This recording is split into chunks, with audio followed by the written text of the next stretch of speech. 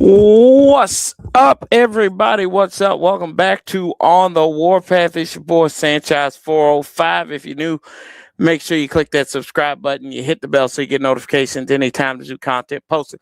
And it's always like, comment, share this video out if you don't mind, because y'all know what we do here. We talk about the Washington Commanders, and it's Thursday. I swear we're gonna get back to Wednesdays here and make it Warpath Wednesday, because I like the alliteration. Shout out to Dump Truck Don, who is in the building, and y'all know we are also going to invite our favorite tow truck driver on here. What's up, Santiago? And we got a lot to talk about today. I'm not gonna mince words with y'all. We're going to get into Daronte Jones, who's the new defensive coordinator for the Washington Commanders. We'll go around the league, talk about some of these head coaching hires as well, and then we'll get into some of the news around the league. I'll also talk about what I thought about the championship weekend, and then getting us set for the Super Bowl next week. What's up, Elijah? Good evening, good sir. Ready for this potential, puts in parentheses because we don't want to get sued, right? Parentheses, or allegedly, right? Snow. Santiago's in there saying hail to the Commanders. Yes, sir. Appreciate y'all coming in here. But the big news of the day, or of the week so far, Daronte Jones was named the head defensive coach, right? the defensive coach. Let's get this right. There we go. Right there. We're good now. Let's see here. As I gotta send the link out too. And then I'm gonna give y'all an opportunity to chat with us too. I'm gonna open up the hotline to you all as well, as I'm getting this stuff set up here.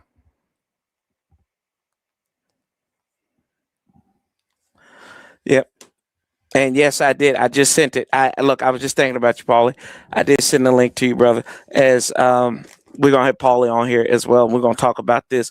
But let's dive into the news. Daronte Jones is your new defensive coordinator. He is the new Secretary of Defense in Washington. He replaces Joe Witt. And he's got a similar background, and that his forte is the secondary on the defensive side of the ball. Steve, what's that, man? No, I did not hear that. I did not hear that. Dictator in charge, right? Is that what it is? DC now? Nah, bro. But a local guy. He's from Maryland. He's coached at Bowie State. He's worked his way up the ladder. He's worked under great defensive mind and Brian Flores. And then I thought this was hilarious at the fact that they hired the guy. They hired the guy who was on the team that shut us out last year, right? We went to the well and we found a guy who who's part of the defense that shut us out. And we know that we have not pitched a shutout since the Super Bowl year. Back in 91, what was against the Eagles? Don knows this. I know he'll correct me right away on that. But I think it was the Eagles, the last team we shut out. And that was 30-some years ago. Yeah, guy from Capitol Heights. Went to Bishop McNamara in Forestville. He graduated from Morgan State. He played at Temple as well. So he's a local guy. Familiar guy in D2 world. He was a graduate assistant at a D2 Power, and Lenore Ryan back in 2021 was at Nicholls State. He was a defense coordinator for Franklin High School, which I think that's in Louisiana. Yep, in Winsboro, Louisiana.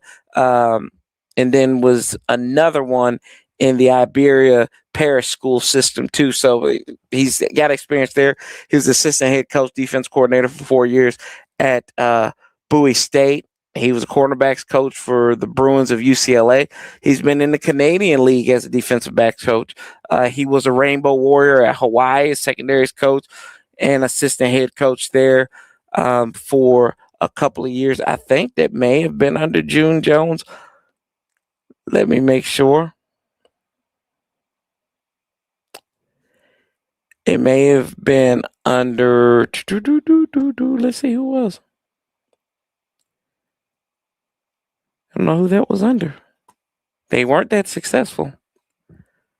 That was under Norm Chow, so an offensive mind, but they didn't really have a lot of success there while he was there. Wisconsin, he was there under, 2015.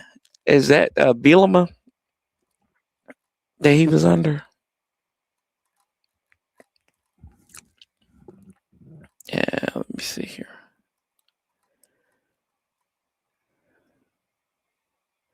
Might have been Paul Christ.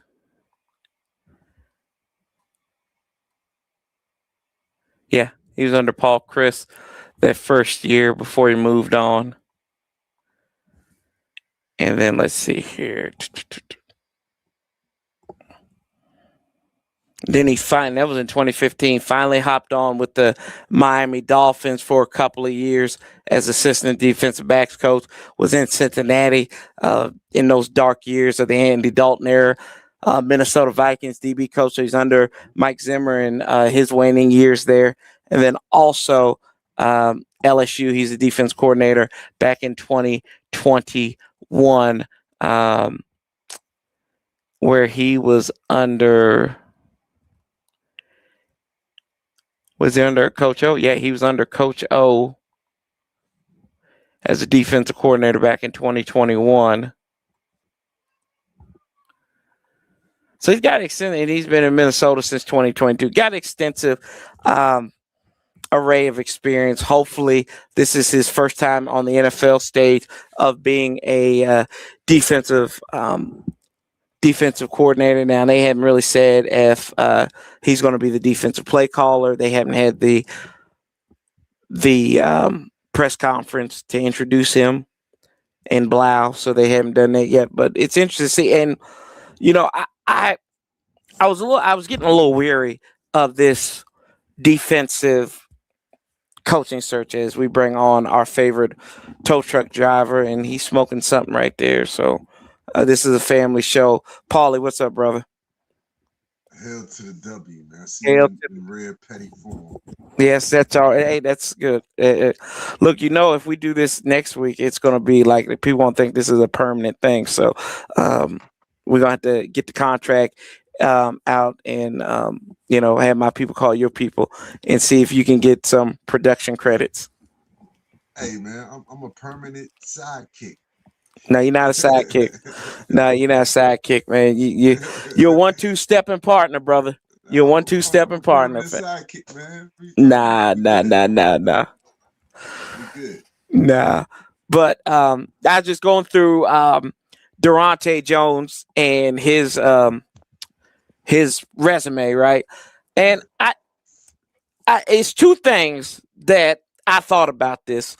I thought the process went a little long, but at some things we know that when they were hiring the head coach a couple years ago, they go through a methodical process there. And then I thought it was also ironic that they hired a guy from the squad that shut us out last year. I thought that was fun. And I don't even know if I mentioned that to you or not when we talked offline.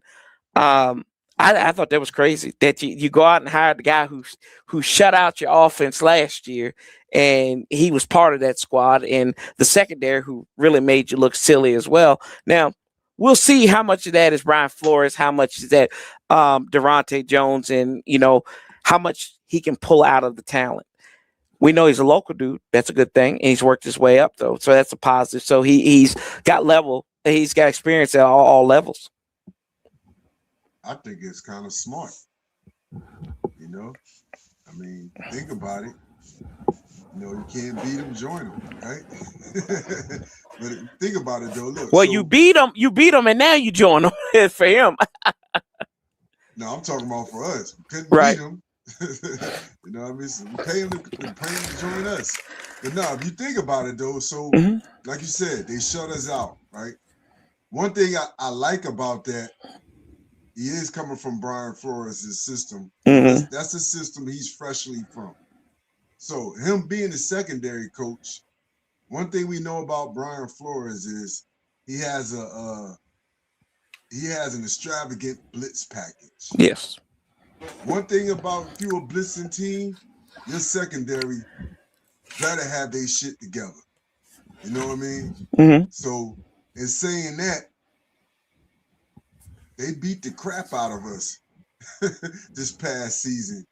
So now when we in practice and he sees something that we might be running, because Blau's gonna have some concepts from Old Cliff.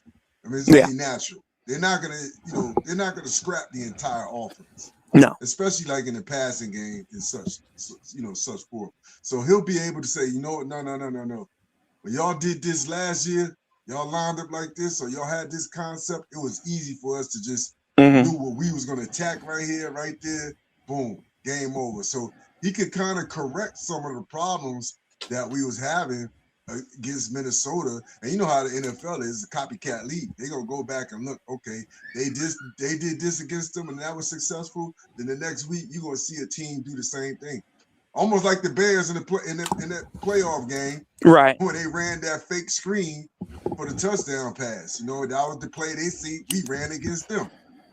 So I think it's a good thing that we picked up a guy from a team that we played this year that actually destroyed us on defense this year. So that's a lot of teams you could have.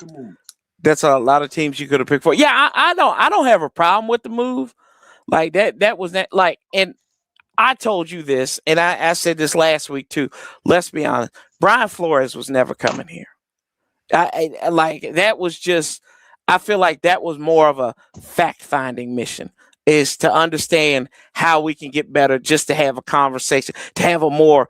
I'll use a corporate term, a more holistic understanding of where we fell short at on defense last year and what we need to look for. That's where I would never say never. But it was a long shot. I agree with you on that. It was a long shot. Yeah, it was a Michael Irvin cocaine induced fantasy. That's exactly what that was. So there you go. Check your bingo card. Michael Irvin cocaine reference already. And we are 14 minutes, not even 14 minutes in, and I have already crapped on the playmaker. Cocaine. Yes, the cocaine cowboy, the hurricane cocaine cowboy. I always found this ironic, right? He is a cane and he loves cane. According to him, he ain't smoked cane. He ain't did cane in 15 years. He didn't partake. I didn't partake in so many years. Yeah. So let's see here. I'm gonna agree with Mike on that one, man. I support Irvin. The only cowboy he'll support. It's amazing they called him overqualified, says Boski. Now, I mean, who overqualified? I guess he's talking about Jones. I mean, yeah, but it only takes one move, right? It only takes one time, and you'll be all right. Yeah, so all we'll see. That secondary was a mess last year. I mean, Yeah. it had to be a record for 7 straight weeks for the same cornerback and the same safety to run into each other. 7 straight games. And 8 out of 9. Because Quan they went Martin. 1 week without doing it, and then they came right back the next week and did it again. So 7 straight games and 8 out of 9 games, the same cornerback and the same safety ran into each other. Crashing out. Don says you need to move more volume on your mic. And what's up, Seven Hills Loft? What's going on? HCTR, HCTC for life. What's up? And then Frost. HTTW, baby. Hell to the W. Hell to the W. Yeah, that's the other one. To me or you? He's talking to you. He said Paulie. My name's not Paulie. You know I'm blind, bro. I can't see. Yeah, I know you ain't. That's why you need to. How you driving? They probably towed the wrong trucks today because he couldn't see. No, I can. You blind mother brother, you. Close. I can't see words up close. I can see everything else. No, but yeah, I don't think it's a bad move. I think the fan base is so fickle anyway right now that everything that they do is going to be compounded into into dire straits, right? It's going to be interesting to see, is he going to be the play call? Is he going to be the defense play caller, or is Dan Quinn going to keep that role and with his input? Now, I don't think Homeboy's going to take the job if he's not going to be the play caller, the primary defensive play caller, but we'll see. And it's his first time working with Dan Quinn. I don't think Dan Quinn hired him and then Dan Quinn's going to call the plays. That's right. Yeah, I'm right there with you. Yeah, and because you got to think that he doesn't come from the Dan Quinn system. Mm-hmm. So why would Dan Quinn call the plays if he doesn't come from that system? That's fair. Yeah, absolutely. But that's always a question to ask, though. Well, it should be rhyme or reasons to why coordinators call plays. It should be rhymes and reasons. So if they didn't come from the same system, Dan might not understand his rhyme and reasons until he actually sees them. And then we could argue to your theory is that we see these coaches that call the defense and everything. You have to take, and we talking about your theory and everything like that. We have to take everybody on a trip to Sunday. What did I say to you when you called me Sunday during the AFC Championship game? What's the first thing I said to you? I didn't say hello, or what did I say to you? It was something petty. Oh, we know that. Yeah, I mean, the whole point is, bro. I kind of blocked those type of things out of my memory when it comes to you. Come on now, man. That was good. Because the first thing I start questioning myself is, why do I call this? This is my fault. Yep. It was something but you was proving me wrong about something, which you love to do. Remember, so just go ahead and say I want it because it's better if you explain it. But I didn't say hello or anything like that. I said, hey, Mike Vrabel doesn't call the play, the defense plays for the Patriots. He's like, man, why you call? Why I call you, man? It's the first thing. You don't say hello, how you doing? Oh, the hell or whatever. I said, no, you're right. Plays. I see him with the headset and the play sheet. Yeah, the coordinator calls the plays.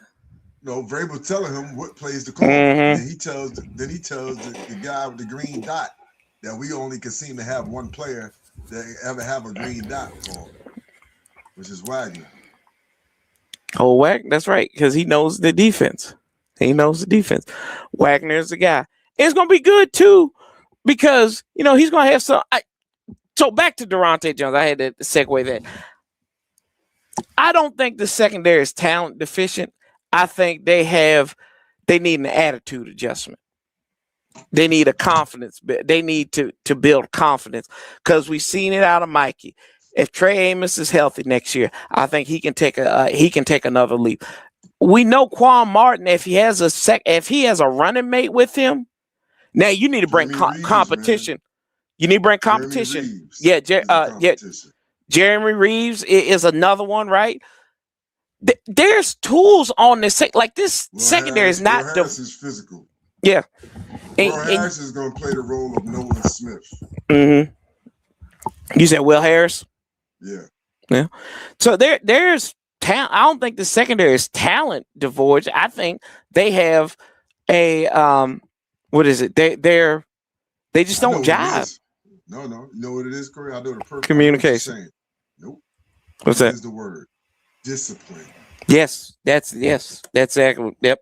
Discipline. Yep. They need to be disciplined. They was very undisciplined last year in the coverages, in tackling, you know, all of the above. Right. It was an undisciplined unit last year. Yeah. And we saw, and I mean, it was an undisciplined team across the board in that respect. Yeah. The worst. Yeah. The year before that, they was talent deficient with St. Juice, you know, and what's my man Davis. Mm-hmm. You know, but some of that was coaching too, because you had two guys that jettisoned their secondary, went to other teams, and didn't stink up the secondary for their teams. Mm-hmm. So you have to say some of that was coaching too. And you have to, if you look at, like I said, the secondary was undisciplined. So you got an undisciplined scheme with a talent deficient player. It's not going to be pretty. Right, for sure. That's right. Now, a talent deficient player in a disciplined scheme can excel to a certain point. You know what I mean? You can hold water with that. Right. It's like the difference between people.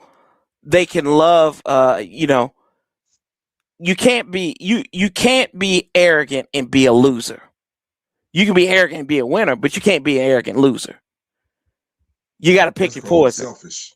Right. That's called being selfish. And it's called being incompetent too at the point, because you don't know, like, you can't read a room at this case. It's like we're sucking, but you're going to be arrogant. I've seen that a lot in my lifetime in where I've worked at. So, you know, I've seen people that are arrogant and they're terrible at their craft.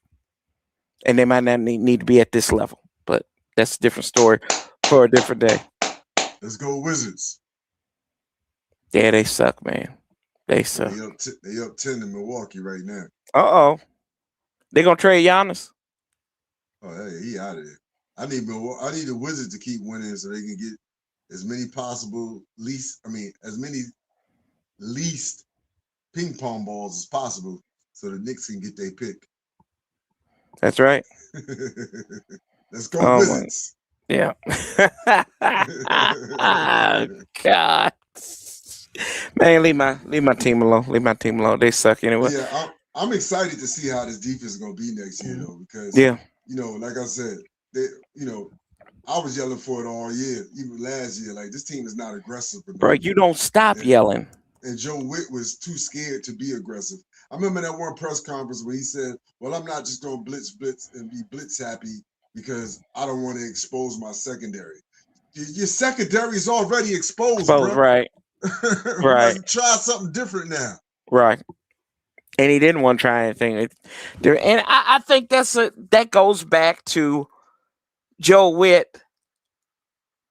And I think that was a problem with him too. It goes back to the arrogance factor, right? I felt like there was an arrogance with Joe Witt that wasn't willing to compromise. And I think we saw that on display. It was just like what he was talking about when they were getting ready for the Eagles in the NFC Championship game. Like, dude, just shut up. Like, I can't remember what he said exactly, but I'm like, if I'm somebody on the other side, I'm like, okay, I'm writing this down what that fool said. And you know what? We're going to make you pay for it. And what did they do? They made you pay for it from the first play of the game. No, I don't know what week it was. It was 4, 5, 6, somewhere between there. Somewhere early in the season where it was still time to save the season. Not even save the season, to have a good season. Where he just started breaking down like 3 different players and saying what they did wrong. And from that point, I said, he'll never be successful here. Nope. The worst thing you can do is start placing blame to players. You know what I mean? That's the worst thing you can do. You can place a blame to the play and say, we did this, we did that, and that didn't work for this play on that particular. But when you start breaking down what the particular position did, that play, he did this, he was trying to be a hero. We don't need people to be heroes. We just need people to do their job. So that's what I'm gonna talk to him about. Like, come on, bro. And you ain't proved Hold nothing on. yourself. And he said as this the on a coordinator. Thursday. He said this on a Thursday, and that's what I'm going to talk to him about. You should have been talked to him about it, and it should have been done with from there. Right, you're right, because he did speak. Yeah, he speak on Thursday, so he said, I'm going to go talk to him. I said, bruh, shit, you only got 2 more days. You only got 1 more day of practice. What, 2 more days of practice? What, Friday and Saturday? No, you don't practice on Saturday. What he should have said was, we cleaned up some of the mistakes from last week, and I spoke to some of the players, you know what I mean, where I thought the mistakes was being made. And so we gonna make some adjustments, and we'll be good to go on Sunday. See, and that's where you're right. That's where I agree with you too. Like, and this is, take the football side out of this. This is like a life lesson. Collaborative speech is so important when you're managing and dealing with people. Like, I say we on almost everything. Joe Gibbs. And I'm like, I say, hey, we got to do this. We got to do this. Not, I'm going to do this and you're going to do this. And it's like, hey, we got to get this done. We got to get this done. Can you get this done so we can achieve this goal? It's different. And then if we fail, it's not, well, such and such. It's like, I'm not going to say, I'm not going to say we. Right. When you saying we, it doesn't sound like you're placing blame. Yeah. Yeah. You know, it's accountability. You're acknowledging that this is, we all have a problem. Right. We all have a problem, or we all in this together. It's just like, I did a presentation for work for my department, our 5-year plan. I did that. I did most of the work on that. But you know what? I gave my assistant credit because she had to run some numbers for us, and she had to get some of the numbers. Now she did 15% of it, and it was a heavy 15%. But I'm not gonna go out there and tell the media, well, yeah, he was good on 50%. Yeah, it was a team effort. So it was a team effort. Exactly. One person's responsibility shouldn't be devalued from another person's responsibility. Yeah, exactly. That's the point. That's the point. You don't, when you're part of a team, you do not. To be a good team, you're not calculating what everybody's done. It's just like, it's like any relationship, right? You do stuff because you love people. You're not doing something so you can hold that over somebody's head later on down the road. You're not expecting nothing in return. No, you're not expecting anything in return because you understand the big picture. Right. You know who was good at coach speak? He wasn't a good coordinator, but he was good at it. Was Jack Del Rio. You got nothing out of Jack Del Rio, week in and week out. Even on the sidelines, got nothing out of him. Yep. Jack, he was good at that coach speak, though.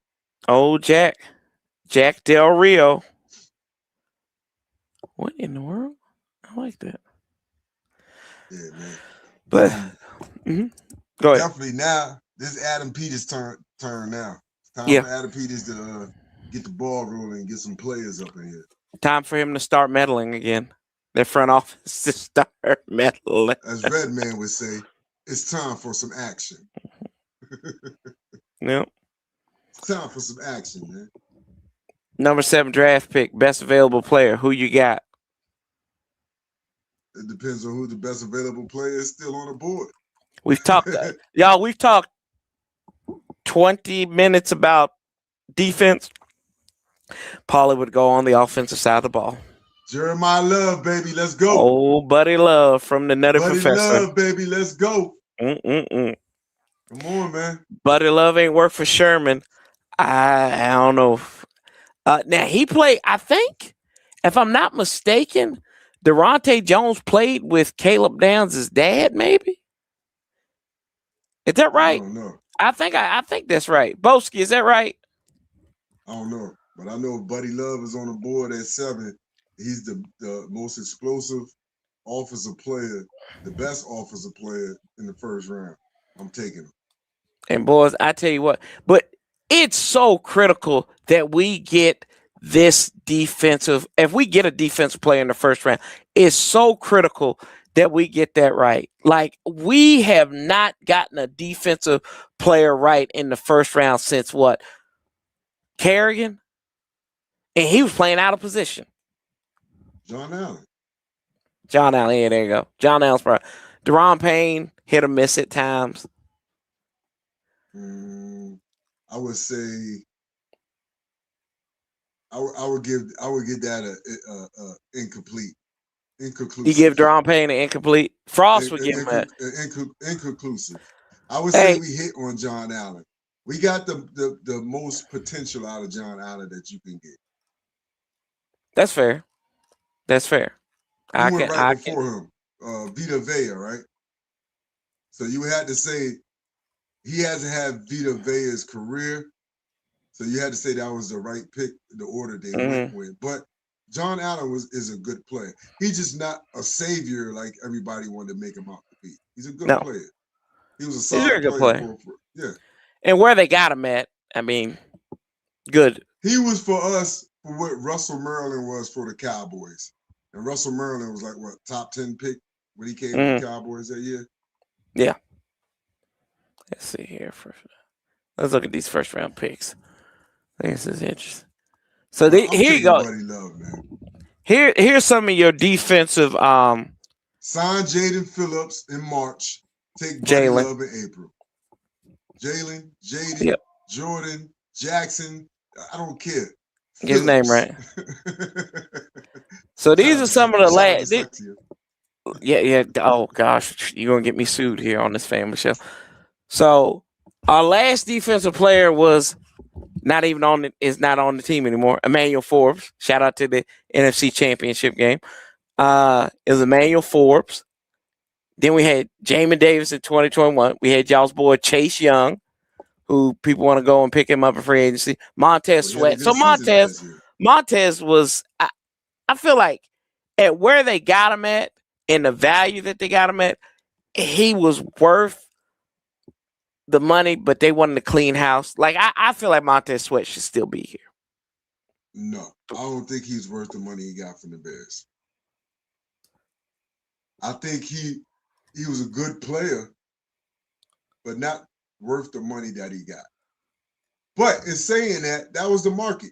The same thing I say about Kirk Cousins. That doesn't mean I don't like Montez Sweat. It doesn't mean I didn't like Kirk Cousins. I'm just saying they're not worth that type of money that they got. But that was the market. It wasn't like, and then like he didn't set the record for defensive ends at that position, at that pay. He just got a good deal. Right. So that's right. Vita's better than I think that's Payne. Yeah. Yeah, I said yeah. Vea's better than Payne and Allen. Yep. Let's see here. Better than Payne and Allen. Caleb Jaff, we don't need Caleb Downs. We don't need offense. Right. We don't need no damn safety, man. No. He's saying we don't need offense. We can get offense in free agency. We don't need Caleb Downs, bro. Unless you tell him he played like Sean Taylor, we don't need a safety at that spot. They say Caleb Downs is the next Sean Taylor. No, he's not. What's his measurements? Hold on, let's see here. No, he's not. He's the next Caleb Downs. That's what I'm telling y'all. Right. I hate when people say he's the next. I didn't call him Sean Taylor. I said, unless he can play like Sean Taylor. 6 foot, 205. No, so he's not the next. He's not like Sean Taylor. Sean was what? 6'2", 245, 235? Something like that. He was damn linebacker. Yeah, come on, man. Linebacker that ran like a wide receiver. Nah, I'm good on Caleb Downs, man. Yeah. I'm definitely taking Buddy Love over Caleb Downs. Buddy Love is going to give you explosiveness in the running game, explosiveness in the passing game. He's going to take some of that pressure off of Jaden Daniels. You know what I mean? We got a solid offensive line, a building offensive line, an athletic offensive line. Right, let's go, man. Contract year for Payne. I can't pass up on him if he's right there. Just like it's like Atlanta taking Bijan. It's like Detroit when they took Gibbs. You know, it's like the Giants when they took Saquon at number 2. I seen in some drafts they got Love going top 5 in some of these mock drafts. Buddy Love. Let's see, I Caleb Dan. understand we need a pass Okay. rusher. What's up, I do Marcus? By understand the that. way. Yeah, we need pass rusher. Bad. Now, if you telling me you taking one of them pass rushers, if they took a pass rusher before Buddy Love, then I'll be okay with it. I'm good. But if I hear Caleb Downs' name get called and Buddy Love is sitting right there, Paulie gonna be Paulie. Paulie is gonna be Paulie. He's gonna be hot as fish grease. I'm gonna turn red like my hoodie. I'm turning burgundy. I kind of like. I'm gonna be burgundy and gold. I kind of want to see this happen though. I want to see this happen because he's gonna be like, you're gonna be like, I'm yelling. I'm like, man. You yell all the time, so it doesn't. It doesn't. I can guarantee you. I can almost guarantee you, if Buddy Love is sitting right there, he's gonna take Buddy Love. I'm gonna tell you why. Why? I got 3 letters. You want to hear them? Yeah, go ahead. CMC. Christian McCaffrey. CMC. He's seen what CMC did for the 49ers when they traded for him because he was there. Uh-huh. Opened that offense right up. Took the pressure off of Purdy. Made it easy for Purdy. Oh, my gosh. Made it easy for Miss Purdy. 26. Oh, look at some of these free agents here. 2026 free agents in NFL. Let's see. CBS has top 50 free agents right now. Where they got Nakobe Dean right there. All y'all was crying for Nakobe Dean on draft night. I remember that the next day, especially when we didn't get him. Excuse me. That 3 days later, we had 2 rounds. Is he a free agent? No, is Nakobe Dean a free agent? 5th round, right? Yeah, he's a free agent. He went in like in the 5th round, if I remember correctly. Every day I was on. He stays hurt. His butt stays hurt too. Yeah, but you know what? Sometimes players get like that when he 3rd round pick. Yeah, he's a 3rd round pick. 3rd round pick. Yeah. How old is he? He's 25. 25. So he's been in the league 26. Yeah, so he came in at 22. Sometimes you just gotta get that grown man strength. Especially at a position like a linebacker. You know, he's physical every play. He's built like London Fletcher, 5'11", 231. Just gotta stay durable. He ain't durable like him. Right, so CBS has. Let me see. I'll fix this next time. The number 1 free agent on their list is George Pickens. And they say he's going to go back. They think he's going to go back to the Cowboys. But they said other suitors, possibly. The Commanders, the Ravens, and the Broncos. I like George Pickens. I'm good with it. I don't need the headache. I don't need the headache. It ain't the headache. It just don't need the attention right now. Jalen Phillips of the Titans, who you brought up, that he's number 4 as a Phillips is with the Eagles. The pass rusher. Yeah. Excuse me. They have Tennessee taking him as he was there with the Eagles. They have us taking up Alex Pierce to get younger, faster. Pierce is 25 years old and fast. And he also is affirmative action in No. He's actually a wide receiver. I mean, shoot, I take a stab at him, bro. Let's see here. That's not in my list of hierarchy. Bro, we need like I get it. I get what you're saying, but also last year with what we had, you're right. No, like you're right. Yeah, like that has to be. We still right. That's just like me saying I'm taking Buddy Love. Right. 7. Same difference. We've got to find something that's not Terry McLaurin and somebody else that can stretch the field. You said this all last season. The reason why we weren't successful with our wide receivers, nobody could take the top off.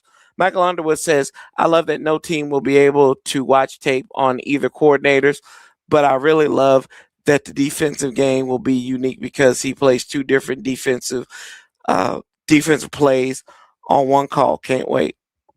There you go. See, who's that? Michael? That Michael Underwood. Michael Underwood, you Shout out to him. 100% correct. And this is what's going to happen, though. See, this is how you're going to know if they know what they're doing. Because you're right, there is no film on them. But there will be film on them. Mm-hmm. What adjustments are they going to make after that film gets on them? That's going to prove them to be successful or not. Not how they start up, but how they finish up. Yeah. Joe said, I told you, sir, no explosive number. Yeah, we talk. Yeah, well, Paul and I have been talking about this for a while, though. Let's see here. They got Quay Walker for us. Where he played? Yep. He was the first pick in the draft, wasn't he? No, you're thinking of shit. What's that dude's name? He was Quay drafted that. He was the first round pick, though, wasn't he? Yes, he was a first round pick for the Packers from out of Georgia. Packers linebacker, yeah, because they can't keep everybody, especially with signing Micah Parsons. Yep. Yeah, hey, now that's thinking forward. I like that pick. I would like that signing. Hey, how about this? He's a head case. Reek Woolen, he's going to be a free agent this year for Seattle, getting ready to play in the Super Bowl. You're thinking of Devin Lloyd. You're thinking of Devin Lloyd. He's linebacker. Linebacker. What kind of linebacker? He is. Let's see here. I think he's one of them inside guys. Let me see here. See, listen, we don't know what type of defense. How many linebackers is going to be on the field? How many linebackers Minnesota play? I know they play Ginkle. Yeah, Van Ginkle. Ginkle's going to be Luvu's going to be Frankie Ginkle. Frankie Ginkle. Frankie Ginkle. Yeah. Frankie Ginkle. Luvu's going to play that Ginkle spot. Yeah, he's a middle guy. He's a middle guy here. Quay Walker's a middle guy? Yeah. There you go. Because I ain't trying to sign back Bobby Wagner. Yeah. I'm sorry, man. Gotta let it go. Yeah. That's it. And he's 25. He'll be 26 in May.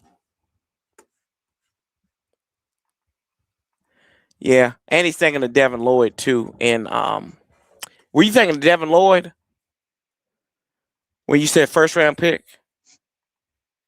I don't know. Jacksonville. I was thinking who's the defensive end for Jacksonville? First round pick. I'm pretty sure that was Devin. That wasn't Devin Lloyd. There was another Walker. Yeah, that's right. Right. Yeah. I know he's Uptown Dre, what's up, bro? He was in Jacksonville, the Carson Carson, whatever his name, Carson Wentz year. He was a first round pick that year. Somehow Downs, Bain Jr., Bailey are on the board. Move back, recoup a second and a fourth round. Draft TJ Parker, Edge, and Hill Jr. Look, I get that. But when has that worked? When is trading back in the first round that high worked out? Like we thought we got out? When you got competent people. When you got multiple quarterbacks that's actually considered to go high in the first round. The quarterbacks this year is not a deep quarterback draft. Mm-hmm. This quarterback draft is starting to remind me of the Malik Willis. You're thinking of Trayvon. You're thinking of Trayvon Walker. Trayvon Walker. Yeah, who's the first overall pick in again with Jacksonville. Yeah. You gotta have dynamic players at the top of the draft for people who want to. Yeah, but he's not a free agent either. There's not a lot of dynamic players. There's not a lot of dynamic players. Not a lot of dynamic quarterbacks. Right. Let's give Coach Quinn his flowers too for not going after people he knows well to take over the coordinators. And I don't know where I saw that, but the fact that Dan Quinn went out there and did that is also showing that that's a man that is kind of comfortable in his own skin and he's not afraid. Like, I feel like if this was Ron Rivera, I hate to bring his name up, he would be trying to hire somebody that he's buddies with, his old pal. Come on over here, brother. You know, we roll it back in He would hire McDermott. Yeah. He might hire McDermott. Yeah, he'd hire McDermott. Steve Wilkes. Yeah, Steve Wilkes, Steve or Russ. somebody or some defensive player Mhm. that's an assistant coach on somebody else's team that he coached in Carolina. Yep. Yeah, for sure, man. For sure. So, I mean, I think in free agency, if we can get like 3 of those type guys, and maybe sneak in somebody different, but they've got to spend some money on those key spots, whether it's in all like the wide receiver spot. Open up You got because you got to help Terry McLaurin out. You got to get a tight end. I think you have to get a tight end who is one of those emerging type tight ends that can prove it. I don't think you got. I don't really think you have to do that with those 2 positions as far as opening a checkbook. But I do think you have to identify a skill set. Like that, you're talking about Pierce. He's a burner. Mm-hmm. You need a guy with a skill set that is a burner. You're talking about tight end. You need a guy that identifies more as a pass receiver at tight end than a blocker. Mm-hmm. You know what I mean? So I don't necessarily like I wouldn't be upset if they brought De'Ami Brown back. You know, De'Ami Brown can run up the sideline. Yeah. You know, it's like when Carolina went 15-1 and went to the Super Bowl. Their leading receiver was Ted Ginn. All he could do was run go routes, but that's all they needed him to do was run go routes. You know, so they just got to identify a skill set. Don't sign a receiver and he ran a 4.5, 4.6 40 in the combine. Right. Yep. Sure. For sure. Let's see here. Yeah, I saw that. What do you think about this one, Paulie? Riverboat Ron got interviewed with the Cardinals and now to me, that shows you how bad a situation Arizona's in right now, and along with Vegas, because they can't get anybody to fill the jobs. Right. Like that should scream to you. That's screaming out to me that there is a lot of turmoil there, whether it's with the roster or if it's something with the ownership, the front office, whatever. That they are going. I would say with Arizona, it got to be front office because it's some talent over there in Arizona. They're not talent deficient over there. Now the question is, are they still trying to sell this new head coach on Kyler Murray? You know what I mean?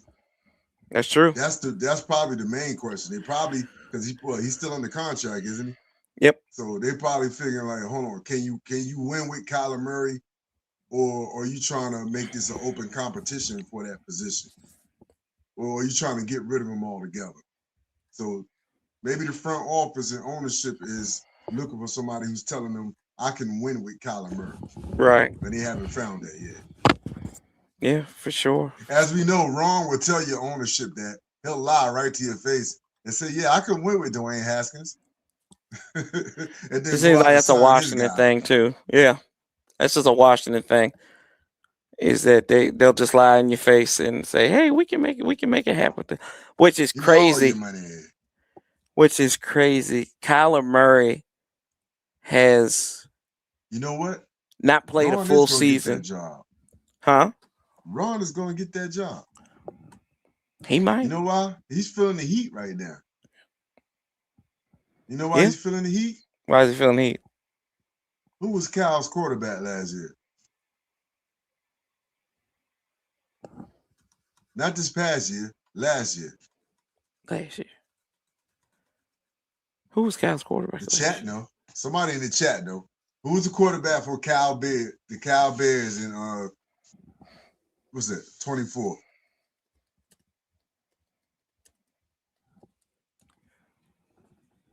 You want me to tell you? Who was it? Who just won the national championship? Oh shit, that's right. It was Mendoza. Right. So he let him walk to another college. That's right. He probably was being tight with that bread. Mm-hmm. And he's the GM, yeah. He's the GM. He's the GM. So you know right now he's feeling the heat out there in Cal. Like, man, we had that guy. Yep. You let him walk. And when did Ron take over for that? Like, when did he enter the portal too? I want to give context to this too. I just don't want to throw. So he entered the transfer portal on December 23rd. Ron Rivera, because we gotta get like we got to. I believe in being. This was Ron's second year on the job, was it? No, this is his first year. I thought this was his second year. I thought he took over. He took over in 2025. Are you looking at that? Or you just I'm looking at it right here. On March 20th of 2025, Rivera was announced as the general manager for his alma mater, Cal. Okay. And when did homeboy go in the transfer portal? He went in December of 24.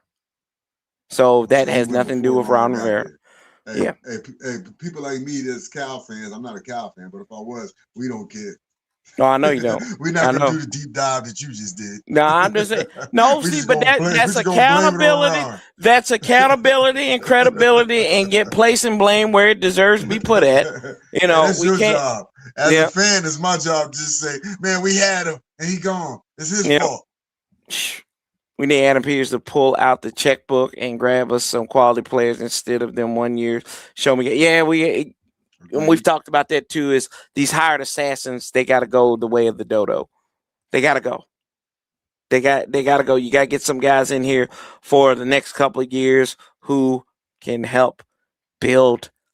I hate to use this phrase because it feels like it's so high school and college based, but to help build a program. That's you got to get those guys that are hungry, that want to come in here and win and be a part of something. And it's how you sell it too. I don't know what y'all think. Right. Here, how about this, y'all? I'm open up the hotline. I got the hotline up here. Y'all want to chime in on it? You can chime in with me and Paulie. I feel like it's easier than sharing the what's the name. So y'all want to call in that? You gonna get us in trouble here. 661 Warpath. Y'all just dial it up. I got you here. I can cue you up, and we'll be ready to rock and roll here. Michael says the biggest problem is they have with the new defensive system is we need a better defensive back. Includes we need better all over the place. Yeah, we need better all over the place. Whether it's I think you need better safeties than you do corners, kind of what you're alluding to. Man, I just think you need, number one, you need discipline. That's what needs to happen. It needs to be a form of organization and some discipline back there. Number two, another thing, a reason why they went to that Minnesota system. You know what I mean? Name me outside of Ginkle and Nolan Smith, name me another Minnesota defender. Harrison Smith. Somebody on defense. Harrison Smith. Yeah, no, I meant Harrison. You said Nolan Smith. Sorry. Well, you know what I meant, man. Yeah. John Allen. Harrison Smith. You know John Allen. Come on. All right, what did John Allen do this year? I mean, I don't know. He wasn't. No, I'm saying he's a role player. What I'm saying is, name me a player on Minnesota defense that stands out.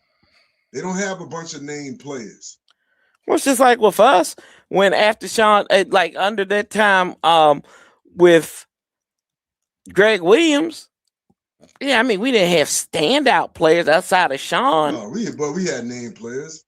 We had Sean Springs. We had first round play the whole side. Sean Springs, Sean Taylor, Carlos Rogers. They was all first round draft picks. Yeah, Carlos Rogers, who couldn't catch the clap if he was in a whorehouse, man. Come on, man. No, that was when he played with us. We went to San Francisco, and their organization. But in that moment, they didn't really. He was a nobody. Due diligence and find out that he's blind and he got laser surgery. All of a sudden, he's sticky fingers. He's Lester Hayes. Like, come on. He still was a talented player. He just didn't get a lot of interceptions. He dropped a lot of them, but he was still a talented Hargrove, player. As Mon Jones says, okay. Oh, yeah. Yeah, everybody keep looking at the players. There you go. What's up, Truckaway? Yeah. So I don't know. We'll see.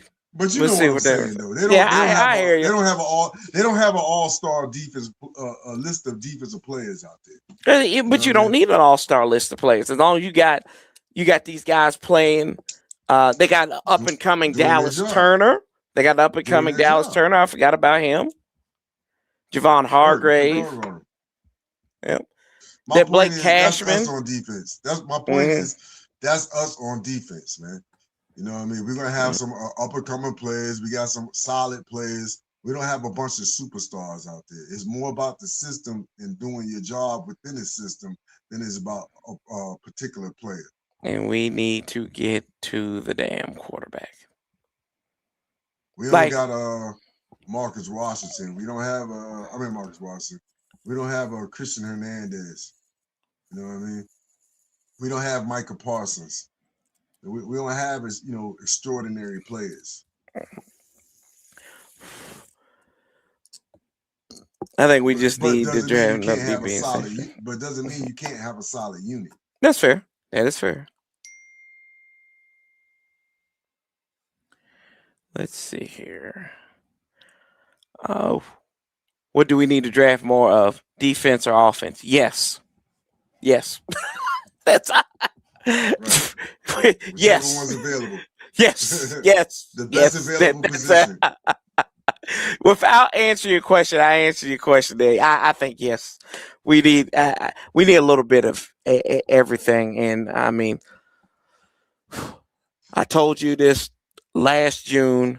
I said I didn't think we did enough in the off season to get right.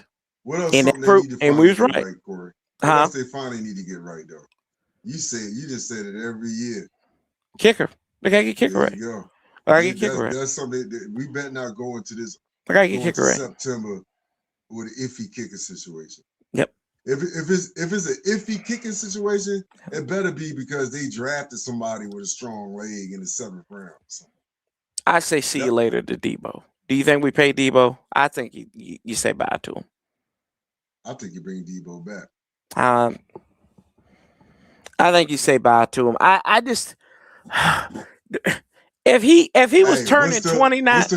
What's the franchise tag at wide receiver? Shit, Paulie. Let's see. I think he was making 21 this year, right? Yeah. He made 21. Which they gave him money before they gave Terry money. Remember, you were tripping about that. Yeah, I was losing. Hey, no. I ain't start tripping till I start thinking, well, they give Debo money first. They about to give Terry his bread. But then as that was dragging out, then I started flipping my mind. Now, how you going to give him a raise and don't give your own player a raise? Right. So what is that? The top? And then he had to give him a raise. He was already under contract. They reworked his deal and gave him a raise. Yeah. And I'm a big proponent of fat boys and everything like that. But Debo can go. I'm signing Debo back. Yeah, Debo was a weapon. Debo was a weapon on a bad team. If we had Debo if we could add Debo to that roster on 24, we really would have cooked. About 15 and a half That's million the dollars. Franchise tag for a receiver. That's probably going to be It got to be more than 15. I'm looking at because what is it? It's the annual value. Top 5, I thought. I thought it was top 3. It's top 5.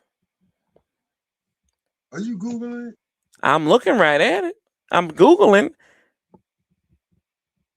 Oh, well, maybe it was wrong. Maybe I was wrong. Let's see here. Shoot. You got me doing all this damn research. You throwing out numbers. Then I got to fact check your ass. Here it is. The franchise tag for wideouts in 2026. I don't know what.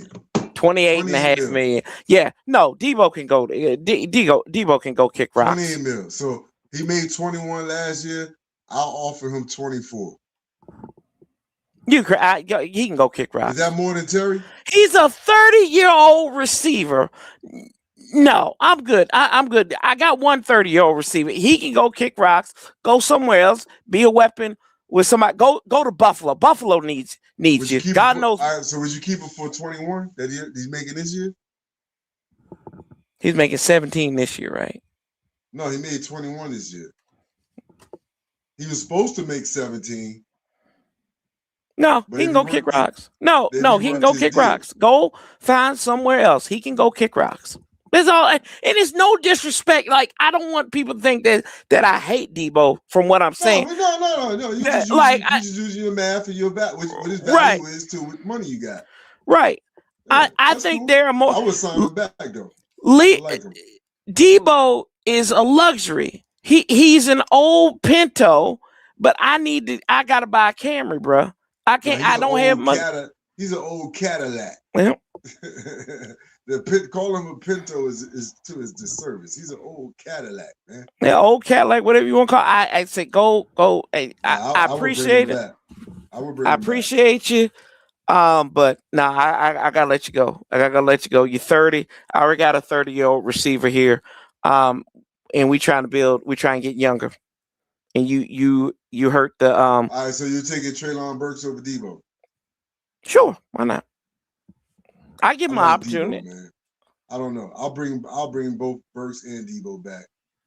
Yeah. Sign me somebody can run up the sideline. I just think it's counterproductive to bring it. I think it's counterproductive to bring him back. That's all. Heard another guy say if folks really want to bring in, say, yeah, I don't want to bring in no Brandon Ayuk. I no. Mm-mm. No, I'm good with that. That's like George Pickens. Yep. Nope. I'm good. Not only that, you don't know if his knee is worth the money. That's true. You can't have a receiver who's recovering and his behavior is volatile beyond whatever's going on there in San Francisco. But I'm good. I pass. It's a hard pass for me. The only thing I would say about the Ayuk deal is you got to trade for him. If they cut him, I would bring him in on a 1-year deal. But trading for him, I'm not trading for Brandon Ayuk. Bring De'Ami back. If he get cut, I'll call his bluff. Mm-hmm. And this really all seems to stem from him wanting to play with his boy. Right. Wanting to play with Jaden. So if the 49ers have to cut him, hold on. I'll call his bluff. I love it. I'm glad you brought that up. You know what? This is a great life lesson for you. This is a great life lesson for anybody. You know, we both parents, right? You more experienced than I am.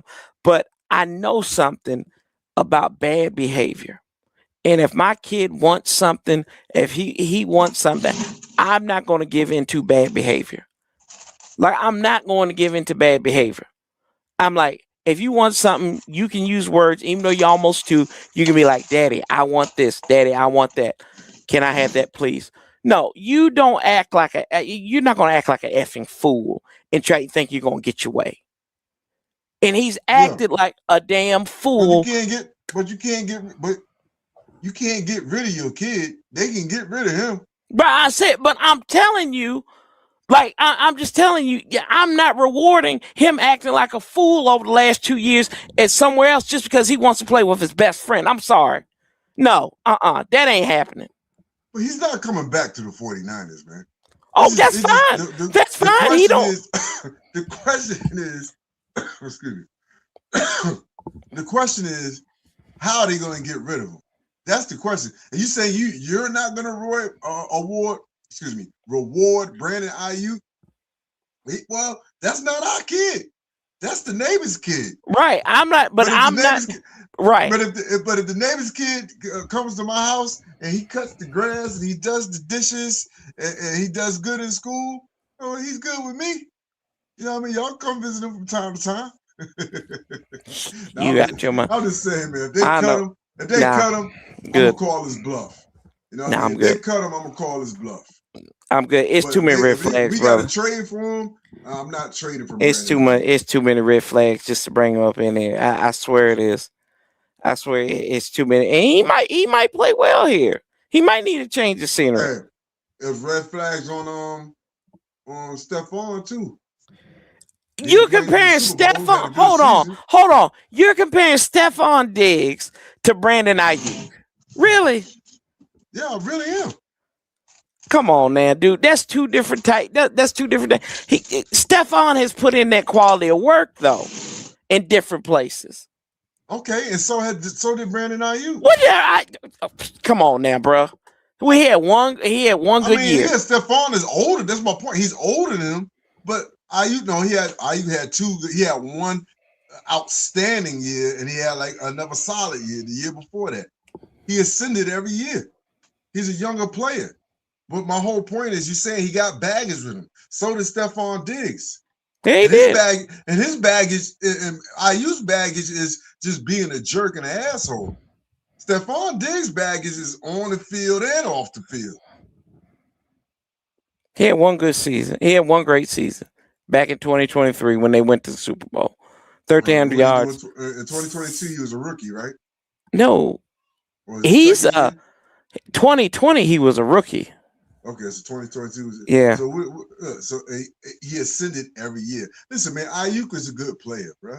You know that. I get that. He's a good player. He's one of the top receivers in the league. If he's out there as a free agent and he's already expressed the fact that he wants to play for your team, you bring him in and you call his bluff. No, you don't do. That's what you do, man. No. Yeah, see you later. No, you don't. Yes, you do, Russell. No, you don't. No, Look at Trey Young sitting on the bench. He won't mess up JD's team, man. They best friend. Yeah, I hope so. And he gonna be responsible for him when he go out there to damn DuPont Circle or somewhere. He's speeding around up in Loudoun County and lost his damn mind like he's Jamin Davis. Yeah, then we'll see what happens. But I'm good, man. I don't. Hold on. What has Brandon Ayuk done off the court? Off the court, I don't know what he's done off the court. I don't know what he's done off the court. Tickets. He got assault charges. I'm good, bro. I'm good, man. He posted a video of himself speeding at about 100 miles per hour.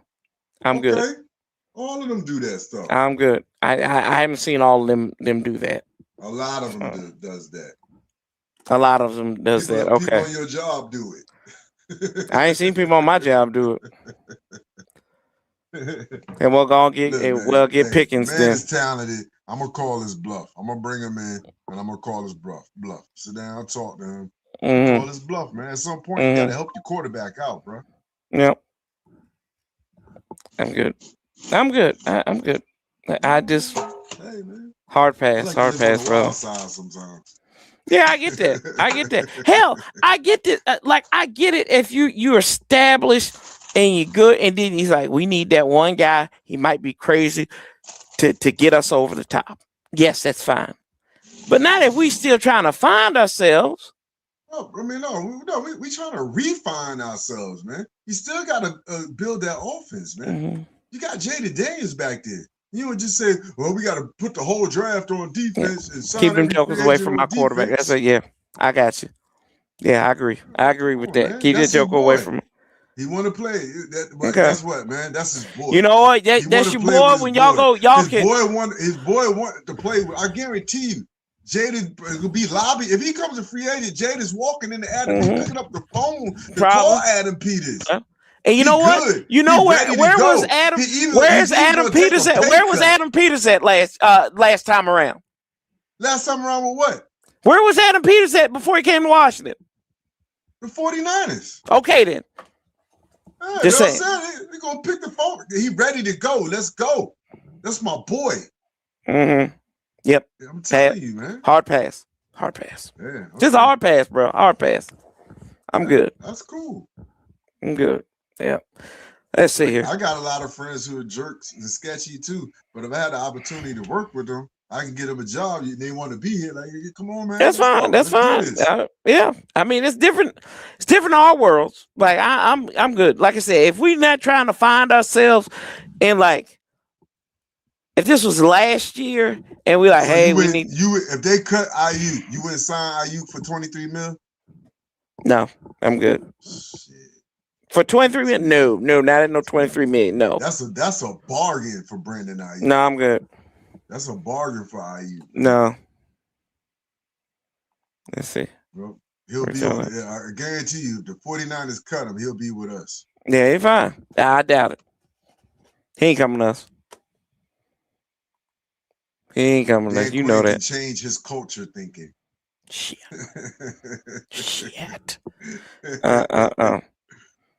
Hey, let's roll around here. I think we hit on our guys enough. I gotta find my sheet. I have my sheet here. Let's see where are we at. We gotta go on here. We're gonna talk about this. Where you want to go? You want to talk about the games last week, or you want to talk about the coaches?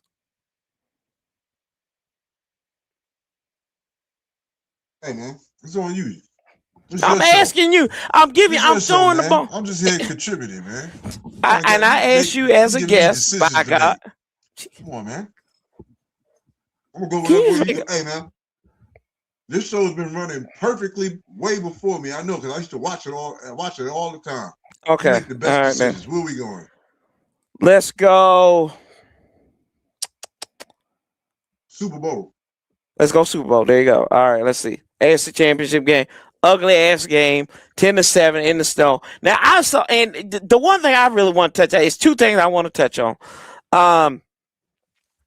Is I've seen over the last week or so, people got pissed because it started snowing in a heavily snowed area for the AFC Championship game, and they said that destroyed the quality of the game. Shut up. Shut up. It's football. The game was designed to be played in the elements. That is it at perfection. My boy Chris went to the Chicago Rams game. He said he froze to death, but he always wanted to go watch a game in the snow, and he got to watch it at the highest level, and it was in the playoffs in the divisional round. What is the problem? What is the problem? Why do you don't need a dome for everything? There are teams that have domes. That's great. I think some games, a Minnesota playoff game, like when Minnesota played in their freezing cold against Seattle, that was a great game. That was a great game. It was a 10-9 game. The guy missed the field goal at the end, but that's what home field advantage is playing in those elements too, and it benefited everybody because New England plays in that type of weather, and so does Denver. So there was no disadvantage to it. And this isn't the Super Bowl. We're not talking about the Super Bowl. Football is supposed to be played in the elements. Yes. The only reason why they got away from playing in the elements because the prices of these stadiums has become so outrageous that they got to get their money back, and they just not holding football games in these stadiums. That's all. That's it. But this game is supposed to be even. Minnesota played outside at one time. They did. They didn't move into the dome until what, the 80s or something like that. They played probably outside. Probably about the 70s. Yeah. They played outside. No, in the 70s they was playing outside. Detroit. Yeah. I mean, look, in the Midwest cities, they didn't have money like that to build them another stadium. Mm-hmm. So they had to do it, but people crying about quality. That's what football is, man. It's supposed to be played in. I mean, that's what we took as a fan base. We took pride in that. This hog weather. Yeah. You know what I mean? It was raining and it's cold. This hard. It's Redskin football. This the hogs weather. I agree. In the slop. Yeah. Come on, man. It's right. That's part of home field. Like Buffalo, man. Come on. Every year Buffalo plays in snowstorms. It's like it's an annual thing. Yeah, Buffalo played in they played in a lot of snowstorms. Cleveland's played in a couple over the last couple of years. So I mean, people they did shut up about that. One of the best playoff games ever was the Fog Bowl. Yep, against Philly and in Chicago. Yeah. I'm like, they missed me with that. I never forget. I've been to a couple of Commanders games where it's rain and it was humid. I went when we played Jacksonville, and it did rain a little bit. And then I think the following year against the Cardinals in Week 1, it rained. I was at the game on Sunday Night Football when it felt like it was like 14 degrees outside. Man, I was at that Thursday night game against the Bears. Yes, that was a wild one. Yeah. You know what I mean? Won that game though. We played we played Baltimore on a Sunday night in October one time. Joe Gibbs' first year back. I froze there. I was sick for 3 days, but I went to school the next morning. I was tired, I was hurting, but oh well. Yeah, I love that. Hey, football's supposed to be played in the Mm-hmm. elements. In It's fact, more. it's a seasonal game. Jacksonville It's a doesn't nice have a game. dome, and that's where the Super Bowl will be. And it's freezing here in Florida. It may pour down and rain that day. Yeah, yeah. I mean, Jacksonville. When's the next time Jacksonville going to have the Super Bowl there? But yeah, they've had some cold snap. I remember back in Was that the 2010 Super we played Bowl? down there. It was cold. Was that the Super Bowl where Prince did "Purple Rain in the Rain"? Was that in Jacksonville, That was in Miami. Miami? Okay. Yeah, that was in Miami.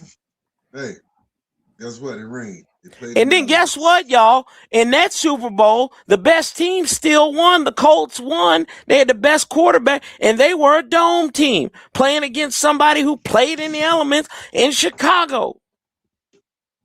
Hell, shit. Remember uh Seattle and Denver? Yeah.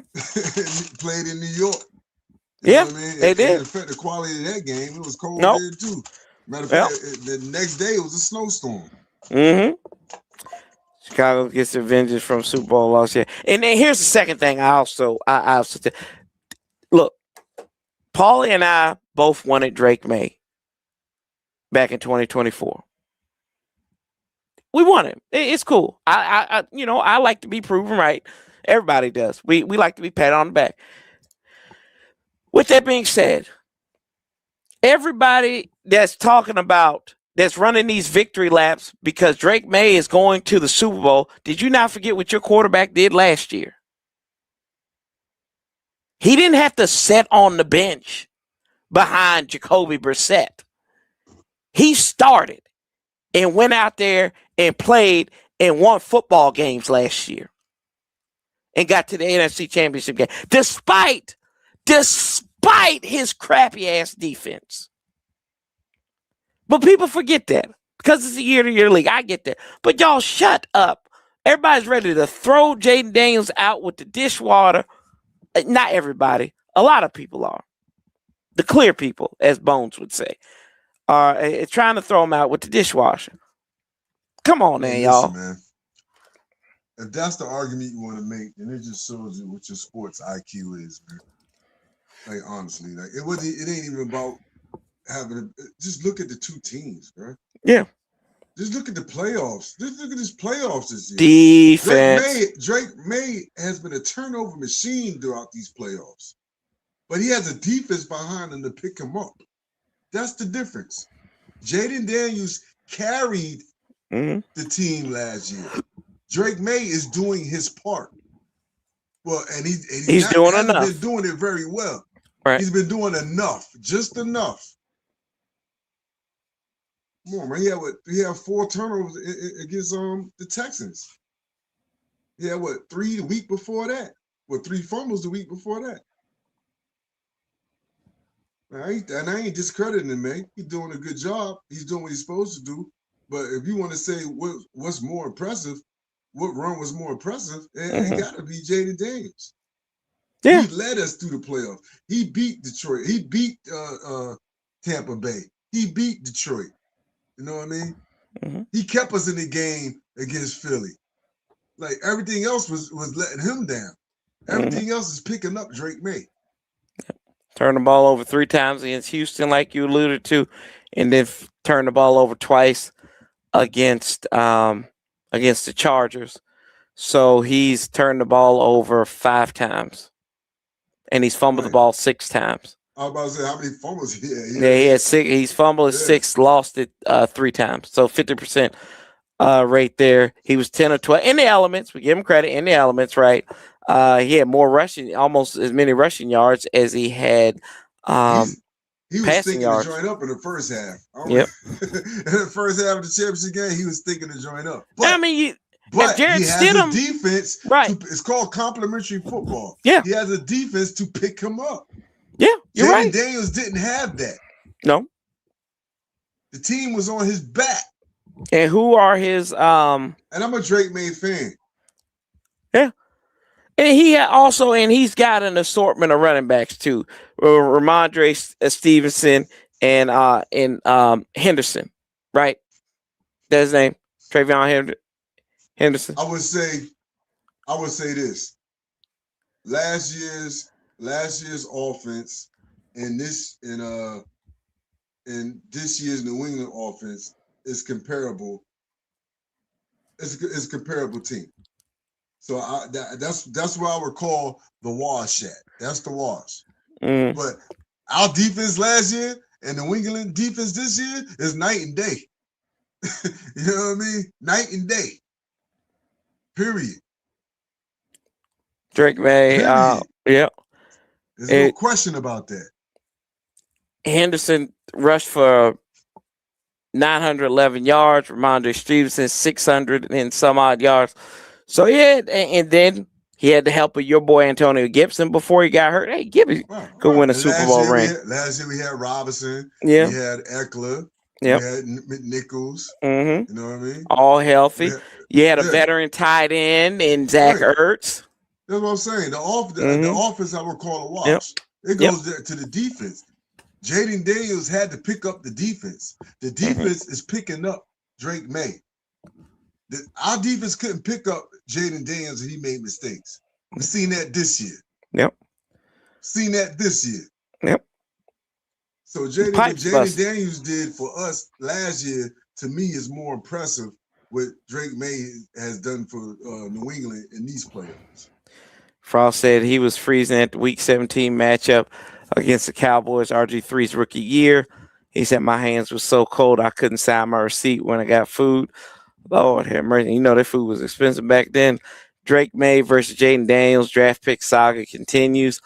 I don't think it's a saga, man. It not yet. At least this quarterback class is good. They are good between Sugar Boo Williams, Jaden Daniels, Drake May. Shut up, Paulie. Bo Nix. If Michael Penix can, if he can reconstruct his knees once again, they'll be good. From Michigan. Yeah.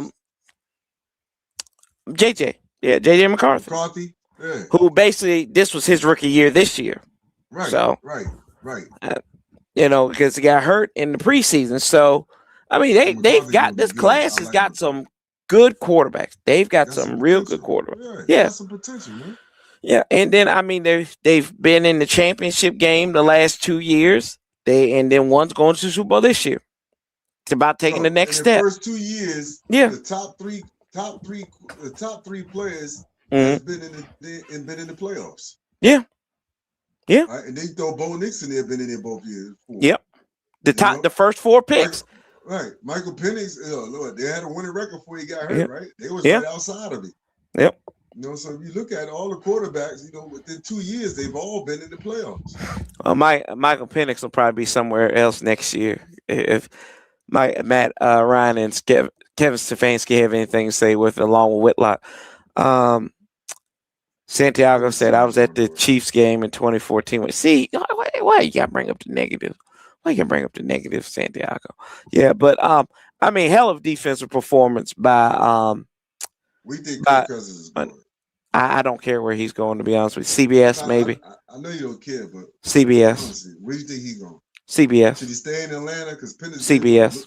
He hurt his knee in what? Midway through the season? Yeah. CBS. That's where he's going. CBS. Where he was at in the AFC Championship. You did, Gerald? I ain't get it. And then call in. Yeah, call in. Yeah, call in, bro. If you want to. We'll talk to you. We'll holler at you. I got it all hooked up. It'll work. Let's see if you want to try and call. Yeah, you should, because my what's name's out on silent. So yeah, just go ahead and call in if y'all wanna. I got it pulled up. Trav on Scott Jackson show. Trav's on the Scott Jackson show. Yeah, I had to laugh because we were just talking about. Yeah. We need to text him and get him on. I literally do. I need to get him on for my radio show at least.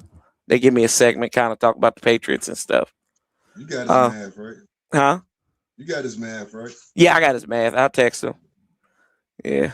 Message him. I can't even talk. But yeah, I gotta go back and listen to that now. So he ain't never leaving out there. But yeah, their defense is playing out of their mind. They got your boy Milton Williams out there, who they ran him in a Who little we should have special package. signed. Well, we If we didn't. could So, sign Kinlaw, they should have just signed him, gave him the bread. yeah. Who else they got out there? They got your boy Morgan Moses on the offensive line. That's something else. Morgan Moses is going to the Super Bowl, boys and girls. That is crazy. They brought in Harold Landry this year. So they did a lot. I mean, they were home run hitters this year in free agency. They probably won free agency. Let's see here. Let's go to the NFC Championship game, as that was Seattle winning over the Rams. And the Rams were my guys. I picked them to go to the Super Bowl. But Sam Darnold, man. Sam Darnold is rewriting his own story. The first quarterback out of his draft class to go to the Super Bowl. That's before. No, talking about I switched over to the NFC. No, not Lamar Jackson. Yeah, not Lamar Jackson, not Josh Allen, not Baker Mayfield, but the man who was left for dead, Sam Darnold. And he playing good ball, man. He's playing that oblique injury. Second quarterback in that draft, though, right? Yeah. Yeah, well, that's on the Jets, bro. It is. They looking for a quarterback now. Yeah. That's when a good, especially the quarterback position, a good player goes to a dysfunctional organization. Mm-hmm. It goes to the Jets, and then you gotta get credit to, like, I hate to say this, and I really don't want to give him credit, but like people like Kyle Shanahan and Brian Greasy, who's the quarterbacks coach there in San Francisco, and he got to sit there behind Brock and them. They went to the Super Bowl that year and won the NFC, so he got to be around a healthy organization. He went to the Jets, then he went to Carolina. Yep. And then he went to the 49ers, right? Yeah, you're right. Then he went to the Vikings, right. I always say that about all those all them young them high draft quarterbacks that don't have success right away or in their first organization. They need to go to one of them quarterback school coaches. Mm-hmm. You know, Kyle Shanahan, like you said, Kyle Shanahan, McVay, Andy Reid. You know what I mean? They went to rehab. He went to a quarterback rehab. Yep. Exactly. And he got clean. And you know, he didn't have to go there and just go out there and play. He followed, you know, and it's panned out for him. Now Minnesota, you got to be thinking they're kicking themselves though. No, they got to be kicking themselves. No, because they offered him money. They offered him a good deal. We knew his worth. What'd they offer him? No, but the thing was, he always knew in the back of his mind that they still draft him. I heard a dude from Minnesota say that they offered him good money. He made the decision to leave because he had a chance to go to a team that wanted him to be the undisputed number one. You know what I mean? Not coming back, just possibly holding the seat for the guy behind him. You know, he made a good. I think it was a mutual thing. I don't think Minnesota's kicking themselves. You know what I mean? Because like you said, they still got McCarthy. That was the plan all along, anyways. They just wanted a babysitter. Yep. And he didn't look over his shoulder. They got rid of Geno Smith. That's another funny thing. People are upset with them getting rid of Geno Smith. Right. I saw Mina Kimes, and I said, she was like, that's the worst decision you could make with Geno Smith. And really, I thought at that point. I'm going to say this. I hope nobody don't like me or get mad at me about it. But Geno Smith is too mature to be an NFL quarterback. He's very immature. Immature. Oh, I thought you said mature. I was like, wait, what? Immature. Yeah. He has an immature attitude to be an NFL quarterback. And I agree with that. To lead a team as an NFL quarterback. Right. That's fair. But I thought at that point they traded him to the Raiders, right? I thought it was very even that they went and got quarterbacks of similar ilk I guess that's the phrase you want to use. Like they were very similar guys who had rehabilitated their careers at some point after struggling early on with the No, Jets. after struggling with the Jets, Yeah, right? yeah, that's what I said early on with the Jets. And then You I know said what the that, common denominator yeah, is? yeah, it's the The Jets. common denominator is The don't go to the Jets Jets. Jets. Yes. Don't go to the Jets and Yeah. put first round quarterback, Yeah. man. Until Shout they out to figure them. it out. Yeah. But I like I mean it's been good to watch Sam Really, Darnold. you gotta say, if you want to talk about a team that's kicking themselves, it's gotta be Cal, bro. Cal is kicking himself about Kyle Shanahan? Yeah, I'm right. Yeah. He's getting the best out of Brock Purdy, but at this time, Donaldson is playing better than Purdy.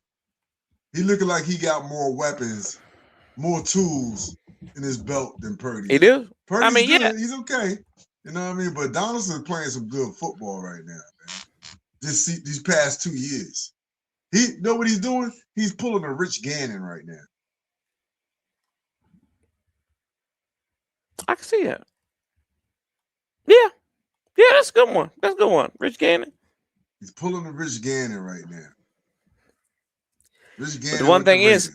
But the one thing is, the Raiders ain't like they don't have the one thing about Seattle is Seattle's young. They're young. And they got young talent around. It's not like them old Raiders like with Tim Brown and Jerry Rice coming up in there and like Charlie Garner. They got some young dudes there like Kenny Walker and Smith and Jigba. That's a guy. We don't get Jeremiah Love at 7. I'll take Kenneth Walker in free agency. Was he a free agent? Let's go. He a free agent this year. Let's go. Yeah. He high at. He's my number one offensive guy on free agency list. We can't get Buddy Love at 7. Then give me Bain and Kenneth Walker. If we get Buddy Love, give me Buddy Love and Jaden Phillips. Yeah, he had a good season this year. Played in all 17 games. Kenneth Walker, man. He got good vision. He tough. He catch the ball out of the backfield. I like Kenneth Walker. He had his old running mate too. What happened with the dude from UCLA, Chambreau, whatever his name is? Charbonnet. What kind of injury did he have? He tears ACL. Let me see where he at, Charbonnet. That's gonna be the key. If it's something he'd be ready for training camp for, they'll let Walker walk. If it's something that's gonna have him, Walker ain't walking. I think they're gonna keep because Charbonnet tore his ACL during the game against the 49ers. Yeah, well, they might not let him walk. Kenny Walker ain't going nowhere. They're probably free. They might not let Walker walk. But then again, though, they got that boy Jay. What's his name? J&G, JNS. What's his name? Jackson Smith and Jigba. Yeah, don't have me try to butcher that name. Yeah, I mean you do a good job of butchering them, man. Like you need to open up your own you need to open up your own meat shop, pause. Shout out yeah, true Lord. That's just a train wreck right there. Tommy Season on Twitter said draft Malachi from Notre Dame. Paulie agreed with that. Kelly, the receiver? Not Kelly, but yeah, what is it? The receiver, right? That's my guy. He went to. Yeah, he talking about the receiver, yeah, because he was at UVA at first. He's transferred from UVA. I like Malachi too. I would take Malachi. Malachi Fields. He big, he fast. Yep. And a Virginia boy from Charlottesville. Yep. He went to UVA. Yep. From Charlottesville and everything. Let's go ahead and talk about this coaching stuff here, man. Big things. Two big things that I noticed was Fred Flintstone is the new head coach in Pittsburgh. Shout out to Doc Walker because that's what he always called him, was Fred Flintstone. I mean, you got a guy who's from Pittsburgh. He's not a bad. I feel like people they were shocked at this move. Like, why Mike McCarthy? Mike McCarthy's not a bad coach. Now, does he need a quarterback that's somewhat competent? Yes, he does. But he's not a bad coach. I mean, hell, when he had Dak Prescott, they had 3 consecutive 12-win seasons in Dallas. Whether we want to admit it or not, I mean, that's pretty good. When he had Aaron Rodgers, hell, he was the man who developed Aaron Rodgers into a Super Bowl champion. Now, without a guy, the key. Yeah, quarterback. Other than that, I'm agree with you. Yeah. If I'm Pittsburgh, you know who I'm signing? Who are you getting? Malik Willis.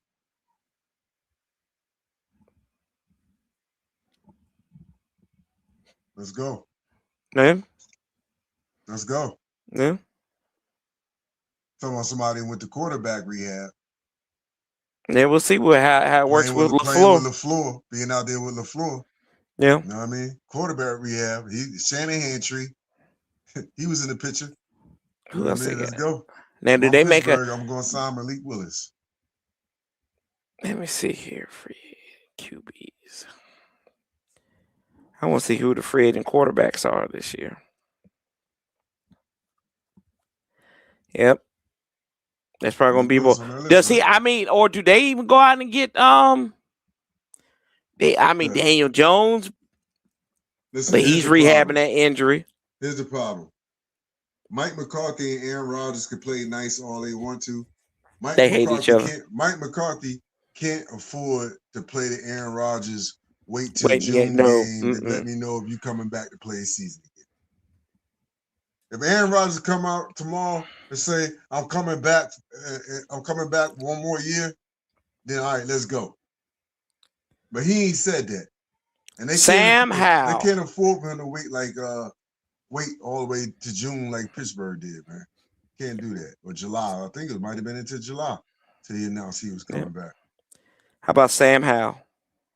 No, Malik Willis, Pittsburgh. Malik Willis to Pittsburgh.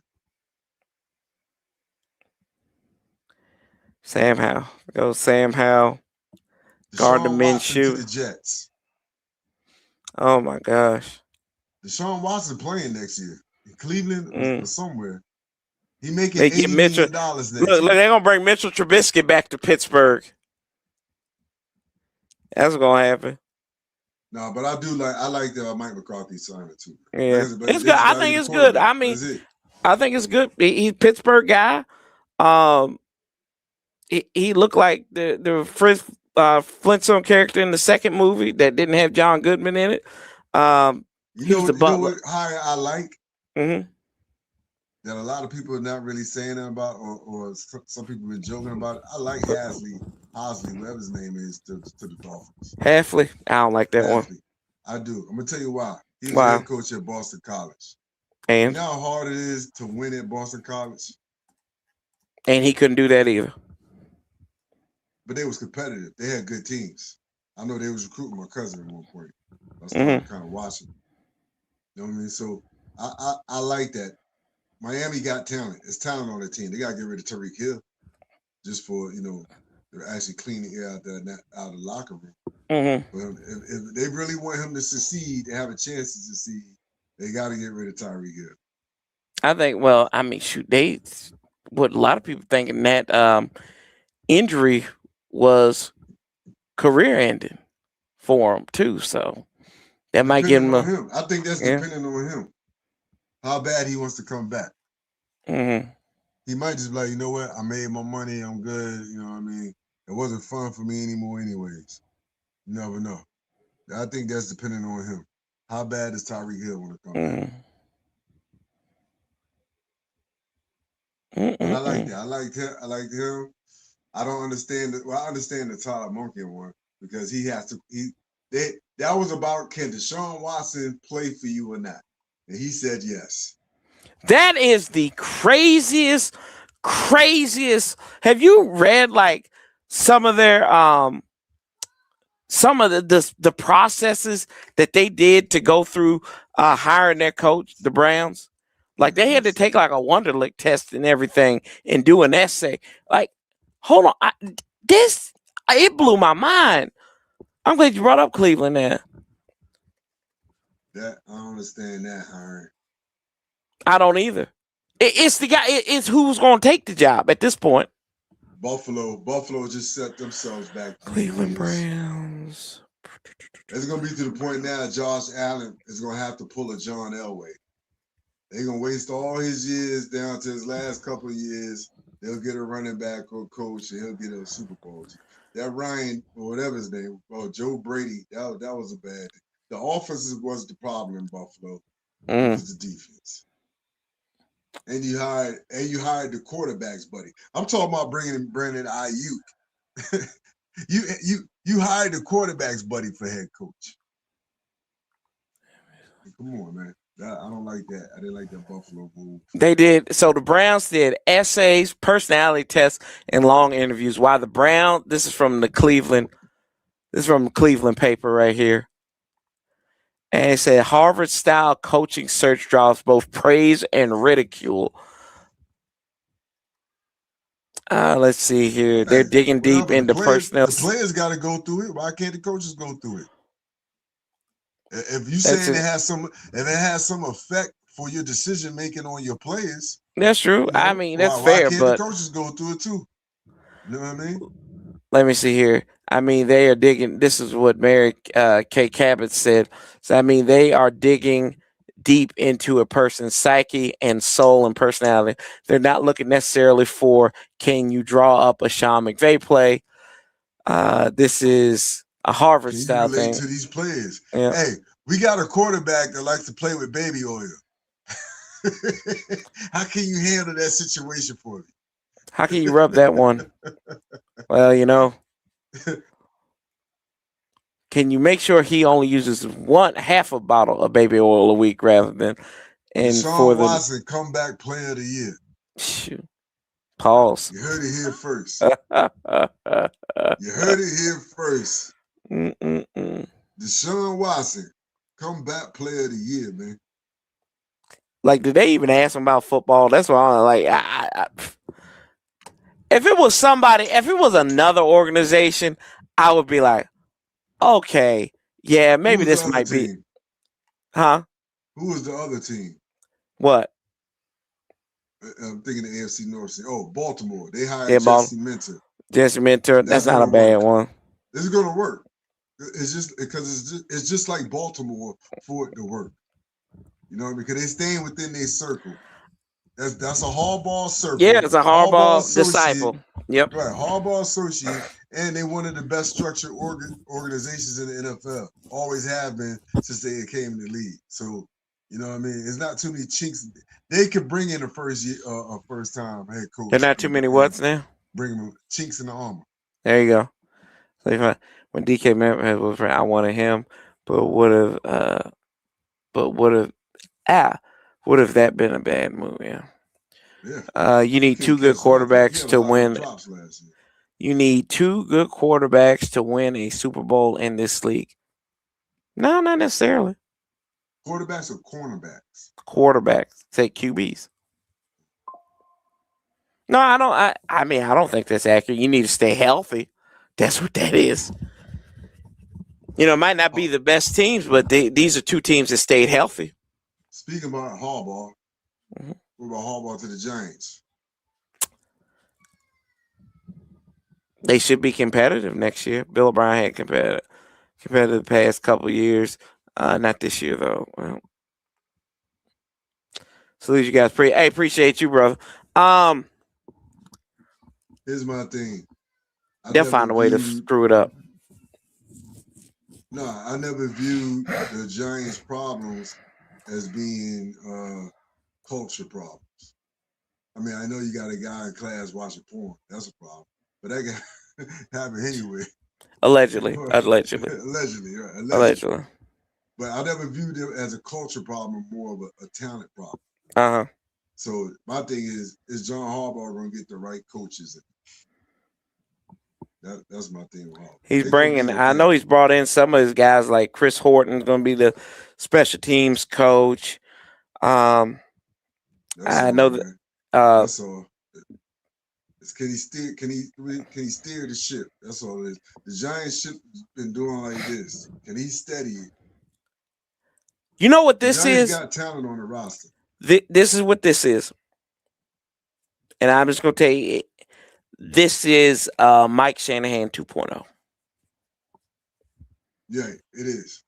This has a Mike Shanahan feel. Like if this was a move 5 years ago, I told you the job he should have waited for was Buffalo. Yeah. He would be perfect in Buffalo. Perfect.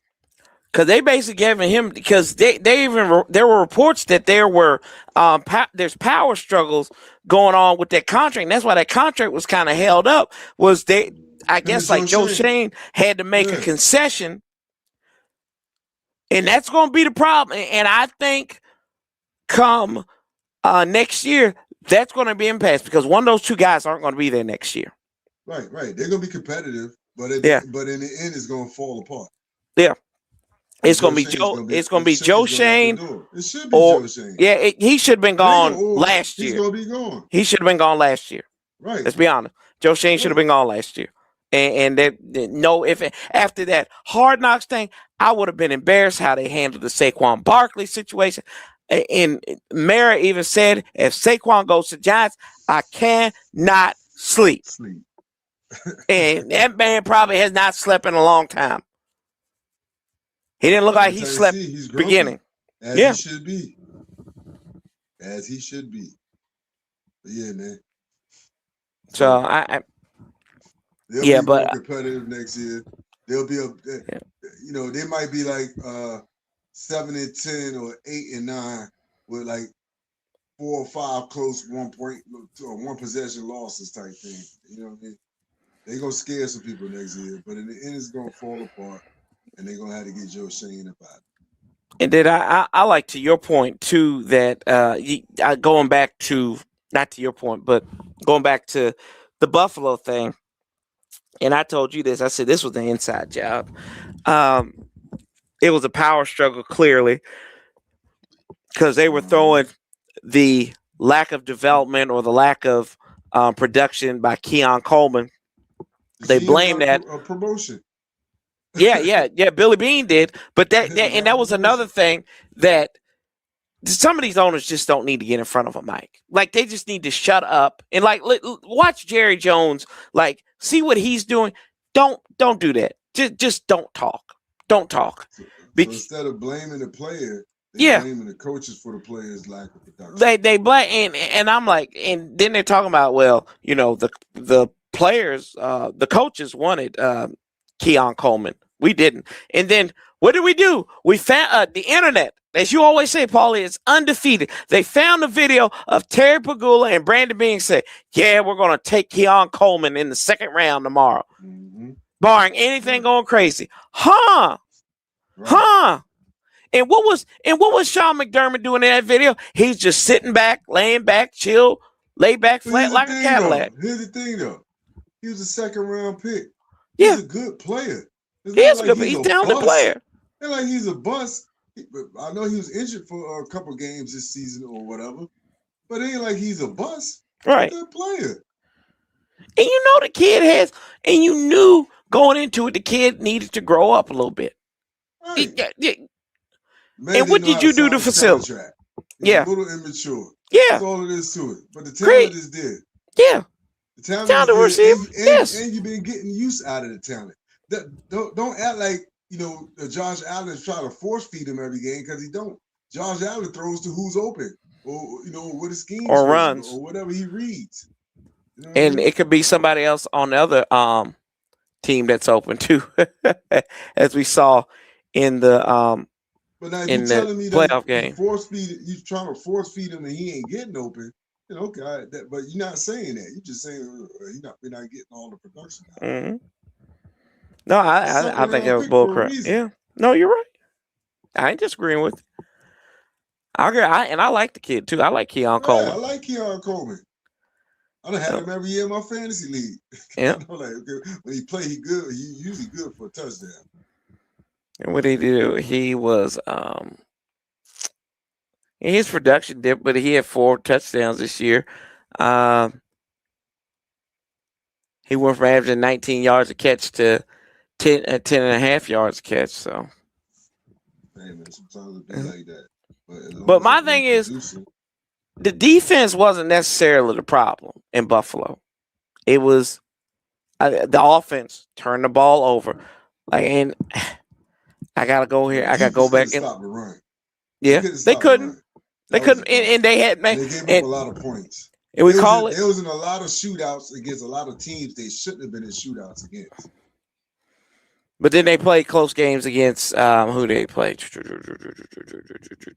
Yeah, they had no business going to Cleveland and just winning by 3. What they held Philadelphia to 13. Cincinnati ate them. Yeah. Kansas City when Mahomes was still healthy. They lost to the Dolphins in Miami. Bad. Then they beat the Tampa Bay Buccaneers. Just weird. They lost to Houston. They should have beat Houston. But look at this though. Turnovers. So those in 3 weeks of play, Paulie, they turned the ball over 9 times. At Miami against Tampa in a win, they turned the ball over 3 times. And then at Houston on a Thursday night, turned the ball over 3 times.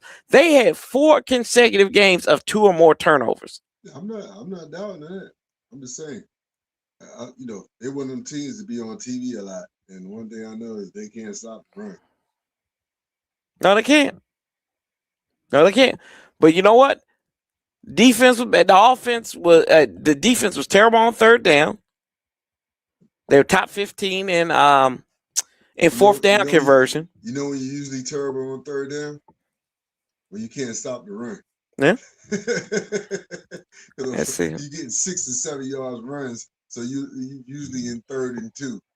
Yep, they were terrible. They were terrible. They were 28th in rushing yards allowed.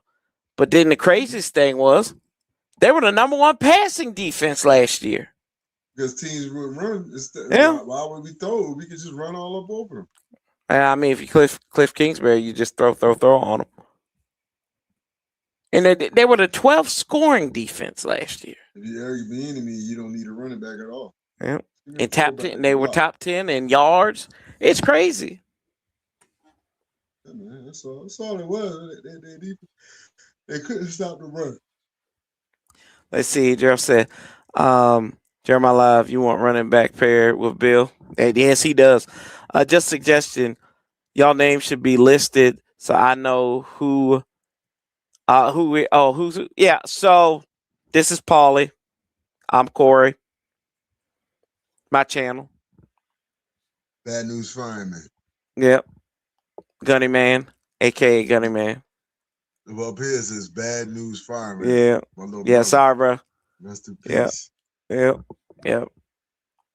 The GOAT, your brother. Let's see. Yeah, so there you go. There's our names right there. So good call there. Let's finish this up on a high note because my wife's gonna yell at me here momentarily. Because we've been on for 2 hours. The Hall of Fame. We gotta finish this with Bill Belichick. And I'm gonna start this one out. I respect Petty. I do, because I'm petty. I give that.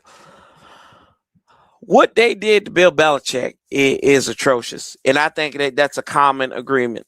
The Hall of Fame is a joke. We've seen this with our guys. Joe Jacoby can't get in the Hall of Fame. It took Art Monk forever to get in the Hall of Fame. Darryl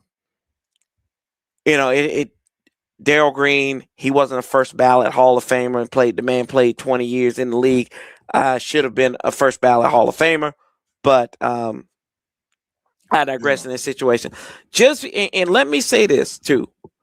Just because you are an asshole does not mean you are not a great football player, coach, or whatever. Just because you don't want to talk to the media does not make that so. That does not invalidate you being a Hall of Famer. And more than like, the man has 8 rings. He won 2 as a coordinator, won 6 as a head coach.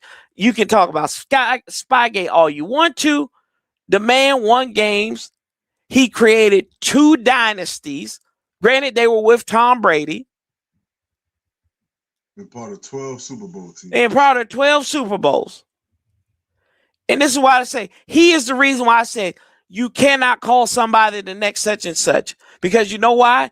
Because the next such and such may be better than the predecessor. And he was an underling of Bill Parcells, and he passed what Bill Parcells did, and Bill Parcells was a great coach. Put that man in the Hall of Fame first ballot. It's these sensitive writers, Peter King, whether it's Florio, who I think Florio said it was a shame that happened. It's a travesty. You mean to tell me that there are 13 people who are so butthurt by what Bill Belichick probably said or didn't say to them? It's the Hall of Fame. It's not the Hall of Morality. He didn't kill nobody. He didn't do anything. He didn't commit any sexual misconduct. He didn't steal anything from anybody. Yeah, he filmed some practices. Yeah, there may have been some balls that have been deflated. But did that go against the grain to when they beat the crap out of the Indianapolis Colts in the AFC Championship game? Absolutely not. Hey, look, I'm going to say this. I told you this earlier. The rest of the NFL just found out what Redskins fans been knowing. The Hall of Fame is a joke. Yeah. That's it. For sure. And as far as Belichick, man, I mean, shout out to my man G from the shop. He said it today. He said, look, I don't care what them voters voted. The Hall of Fame should have stepped in and vetoed that once they found out what their vote was. Period. And he right. Yeah. Because that was just being petty and personal. Yeah. For your own benefits. No, absolutely. You know what I mean? It's crazy, bro. Make it right. It's insanity. Like, do the right thing. Like, and I can't stand Bill Belichick. And I've never been a Belichick fan. I can't say I was a fan or I wasn't a fan. Like, whatever. He had no effect on me other than I know he was a hell of a coach. He was a hell of a head coach. But you got to respect what the man did. He was a hell of a defensive coordinator. Yes. His players loved him. Right. Oh, my man Dexter Reed. We had him on our show. He played with him back in the early Super Bowls. Yep. You know what I mean? And he said he loved Bill. Called him Bill. He said, I love Bill. Bill looked out for me. Bill did this. Bill taught me this. He started on the wing, the Super Bowl team. The safety, Dexter Reed. Yep. I mean, the next year he went to Indianapolis and he started. Won the Super Bowl, yeah. Yeah, he won back-to-back Super Bowls. Yeah. So he loved Bill. Bill's a good dude. I mean, he people loved him. I don't get it. I do not get it. It's crazy. Petty, that's all, man. Yeah. I mean, but like I said, everybody else just found out. Corey, don't be shocked. We've been through this, man. Oh, I'm not shocked. I'm not shocked. No. Been in the hall, man. I'm just saying. Like, we've been through this. The rest of the NFL just found out what we already knew, man. Mm-hmm. And like you said, yeah, Joe Jacoby, but it ain't Joe Jacoby, just Joe Brian Jacoby. Mitchell. It's been the treatment of our whole organization when it comes to the Hall of Fame. Yeah. We've been new in the Hall of Fame was a joke. Yep. That was crazy, man. They had turned themselves into a joke, man. Mm-hmm. Till you get another coach out here that can win 6 Super Bowls, you just turned yourself into. He didn't just win 6 Super Bowls. And winning Super Bowls, he became a nationally known person, a world known person. The hoodie, he had a nickname. You know what I mean? The hoodie. We're off to Cincinnati. Yeah. You know what I mean? Like, Excuse me, I misspoke when I said Darryl Green wasn't the first. Of the NFL. Right. Excuse me, I misspoke when I said Darryl Green wasn't the first ballot Hall of Fame. Excuse me, I misspoke. But Art Monk wasn't. Yeah, I know. I said that right. Art Monk, and then up to that Fletcher. Was the fact that there's only one Hall in the Hall of Fame. Yeah. Russ Grimm. That's the only one. And how long did it take Russ Grimm to get in there? Jim Lachey not even in there yet. He should be in there. Yeah, it's the thing. And then and that's also another thing to my point that you don't have the right people representing our interests either. They're not representing our interests. It ain't about who's representing. Yeah, it is. Maybe it now, But maybe now to this day, maybe. But in the past, I don't think so. It's just Maybe not. it is what it is. We've been blackballed when it comes to the Hall of Fame. We got a couple in there. A couple of the older guys. Voters. I gotta see this here, and then I think we'll wrap up after this. Here are the 20. Wrap it up. Yep. Gotta wrap this up. About to run for the border. So Vic Caruth, the two people that voted no was no, 2 people. It was 10 people, wasn't it? Well, it's 2 people that came out and said they did though. Okay. Well, I said he needed 50. He got 40. Yeah. Yeah, Jared Bell's still the representative for the Commanders. USA Today. I gotta look and see when the hell does Jared Bell cover. Do y'all know who Jared Bell is? He doesn't cover us. Like that's the one thing. It's like I don't get it. How is he a Hall of Fame voter representing the Washington Commanders? I don't understand it. I will never get it. Because it doesn't really mean nothing no more. It's more propaganda. They don't care who you're sending out there. They just want information. This is an information-based. Right, but like tell the story. But it's telling the story though. They could be selling cereal. They running businesses like they're selling cereal, man. I'm going through Jared Bell's. Give me the numbers. I'm going through his how many people Twitter. Like the red ones? How many people like the great ones? Give me the numbers. I'm going through Jared Bell's Twitter right now and seeing when's the last story he did or shared about the Commanders.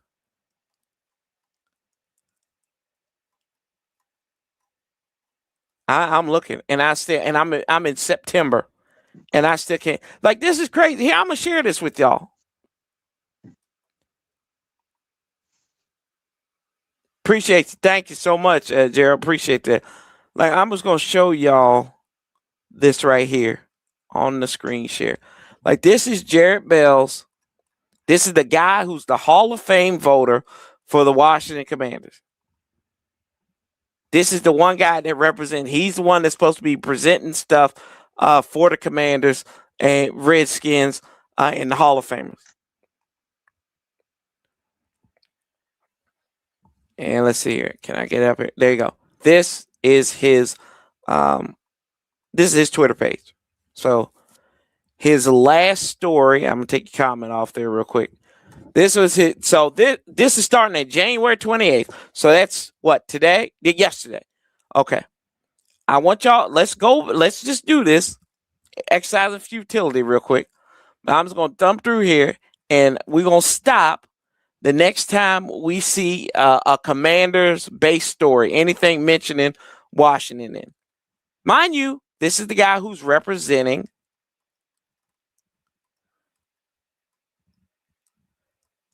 Okay. We're in November already. Nothing. There's more NBA stories mentioned. There's something about Charlie Kirk, Bill Belichick, Baker Mayfield, trying to get at. He's not Dak Prescott. Dak Prescott. Oh, there's something about what? Colorado beating TCU. There's going to be something about Jaden Daniels. That's it. I will stop once I find a story about Jaden Daniels or a tweet about. Oh, here we go. On July 22nd, he was talking about a good read about the Washington Commanders, talking about the name change and everything with the president and stuff.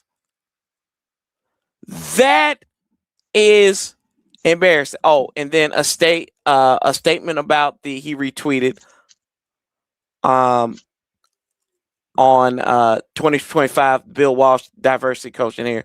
And then politics are not. Washington has the opportunity to double down on some values wrapped up in a new identity. Blah blah blah. This is what he was talking about. Like that's the guy representing. That's the guy representing Washington in the Hall of Fame in that room.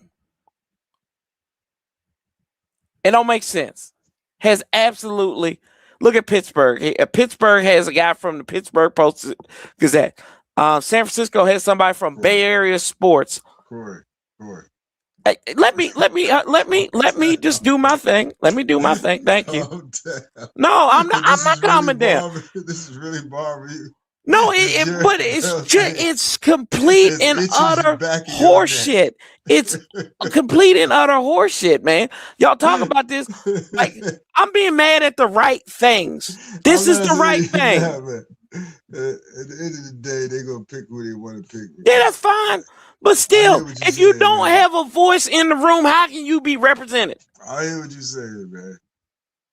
Represent taxation. Yeah, taxation without representation. It's a bullcrap. Like, how is he representing? Like, the Vikings have somebody from the Minnesota Star Tribune. John McClain from Houston, Sports Radio 610. You know who he represents? No, it's not the Dallas Cowboys. It's the Houston Texans. Like, hey, man. It's all good. Relax. Make him an at-large voter. Relax. But he shouldn't be representing Washington Command. I'm sorry. I agree, though. Yeah, I mean, that is crazy, though. But what can you do, man? It's ignorant. Well, write a letter to Josh Harris or somebody in the office to petition that. You know what? You know what I'm doing? You know? Write a letter. You know what I'm going to do? You're a man of educational values. I'm going to text one of our follically challenged friends. Tell me you didn't shed a tear. No, I didn't, bro. You know they need to go in there and argue for the player for the Hall of Fame? Who's that? Doc. Hey, he won't get in. No, they will. He will. How? You know why? Because he gonna tell them basically. He gonna read them about themselves, and they're gonna think about it like this dude is right. I'm telling you. Oh, you talk about him being the representative. Yeah. Oh, okay. Yeah. I'd be fine with that. Okay. I misunderstood what you were saying. Okay. Doc being a representative.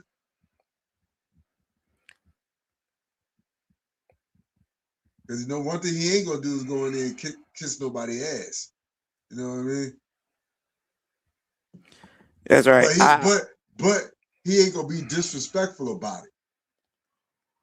Yeah, he is. He gonna be disrespectful. He gonna be professional about That's what I'm saying. Yeah.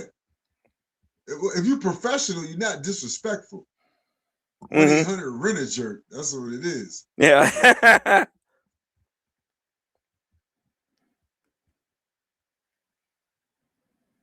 Doc.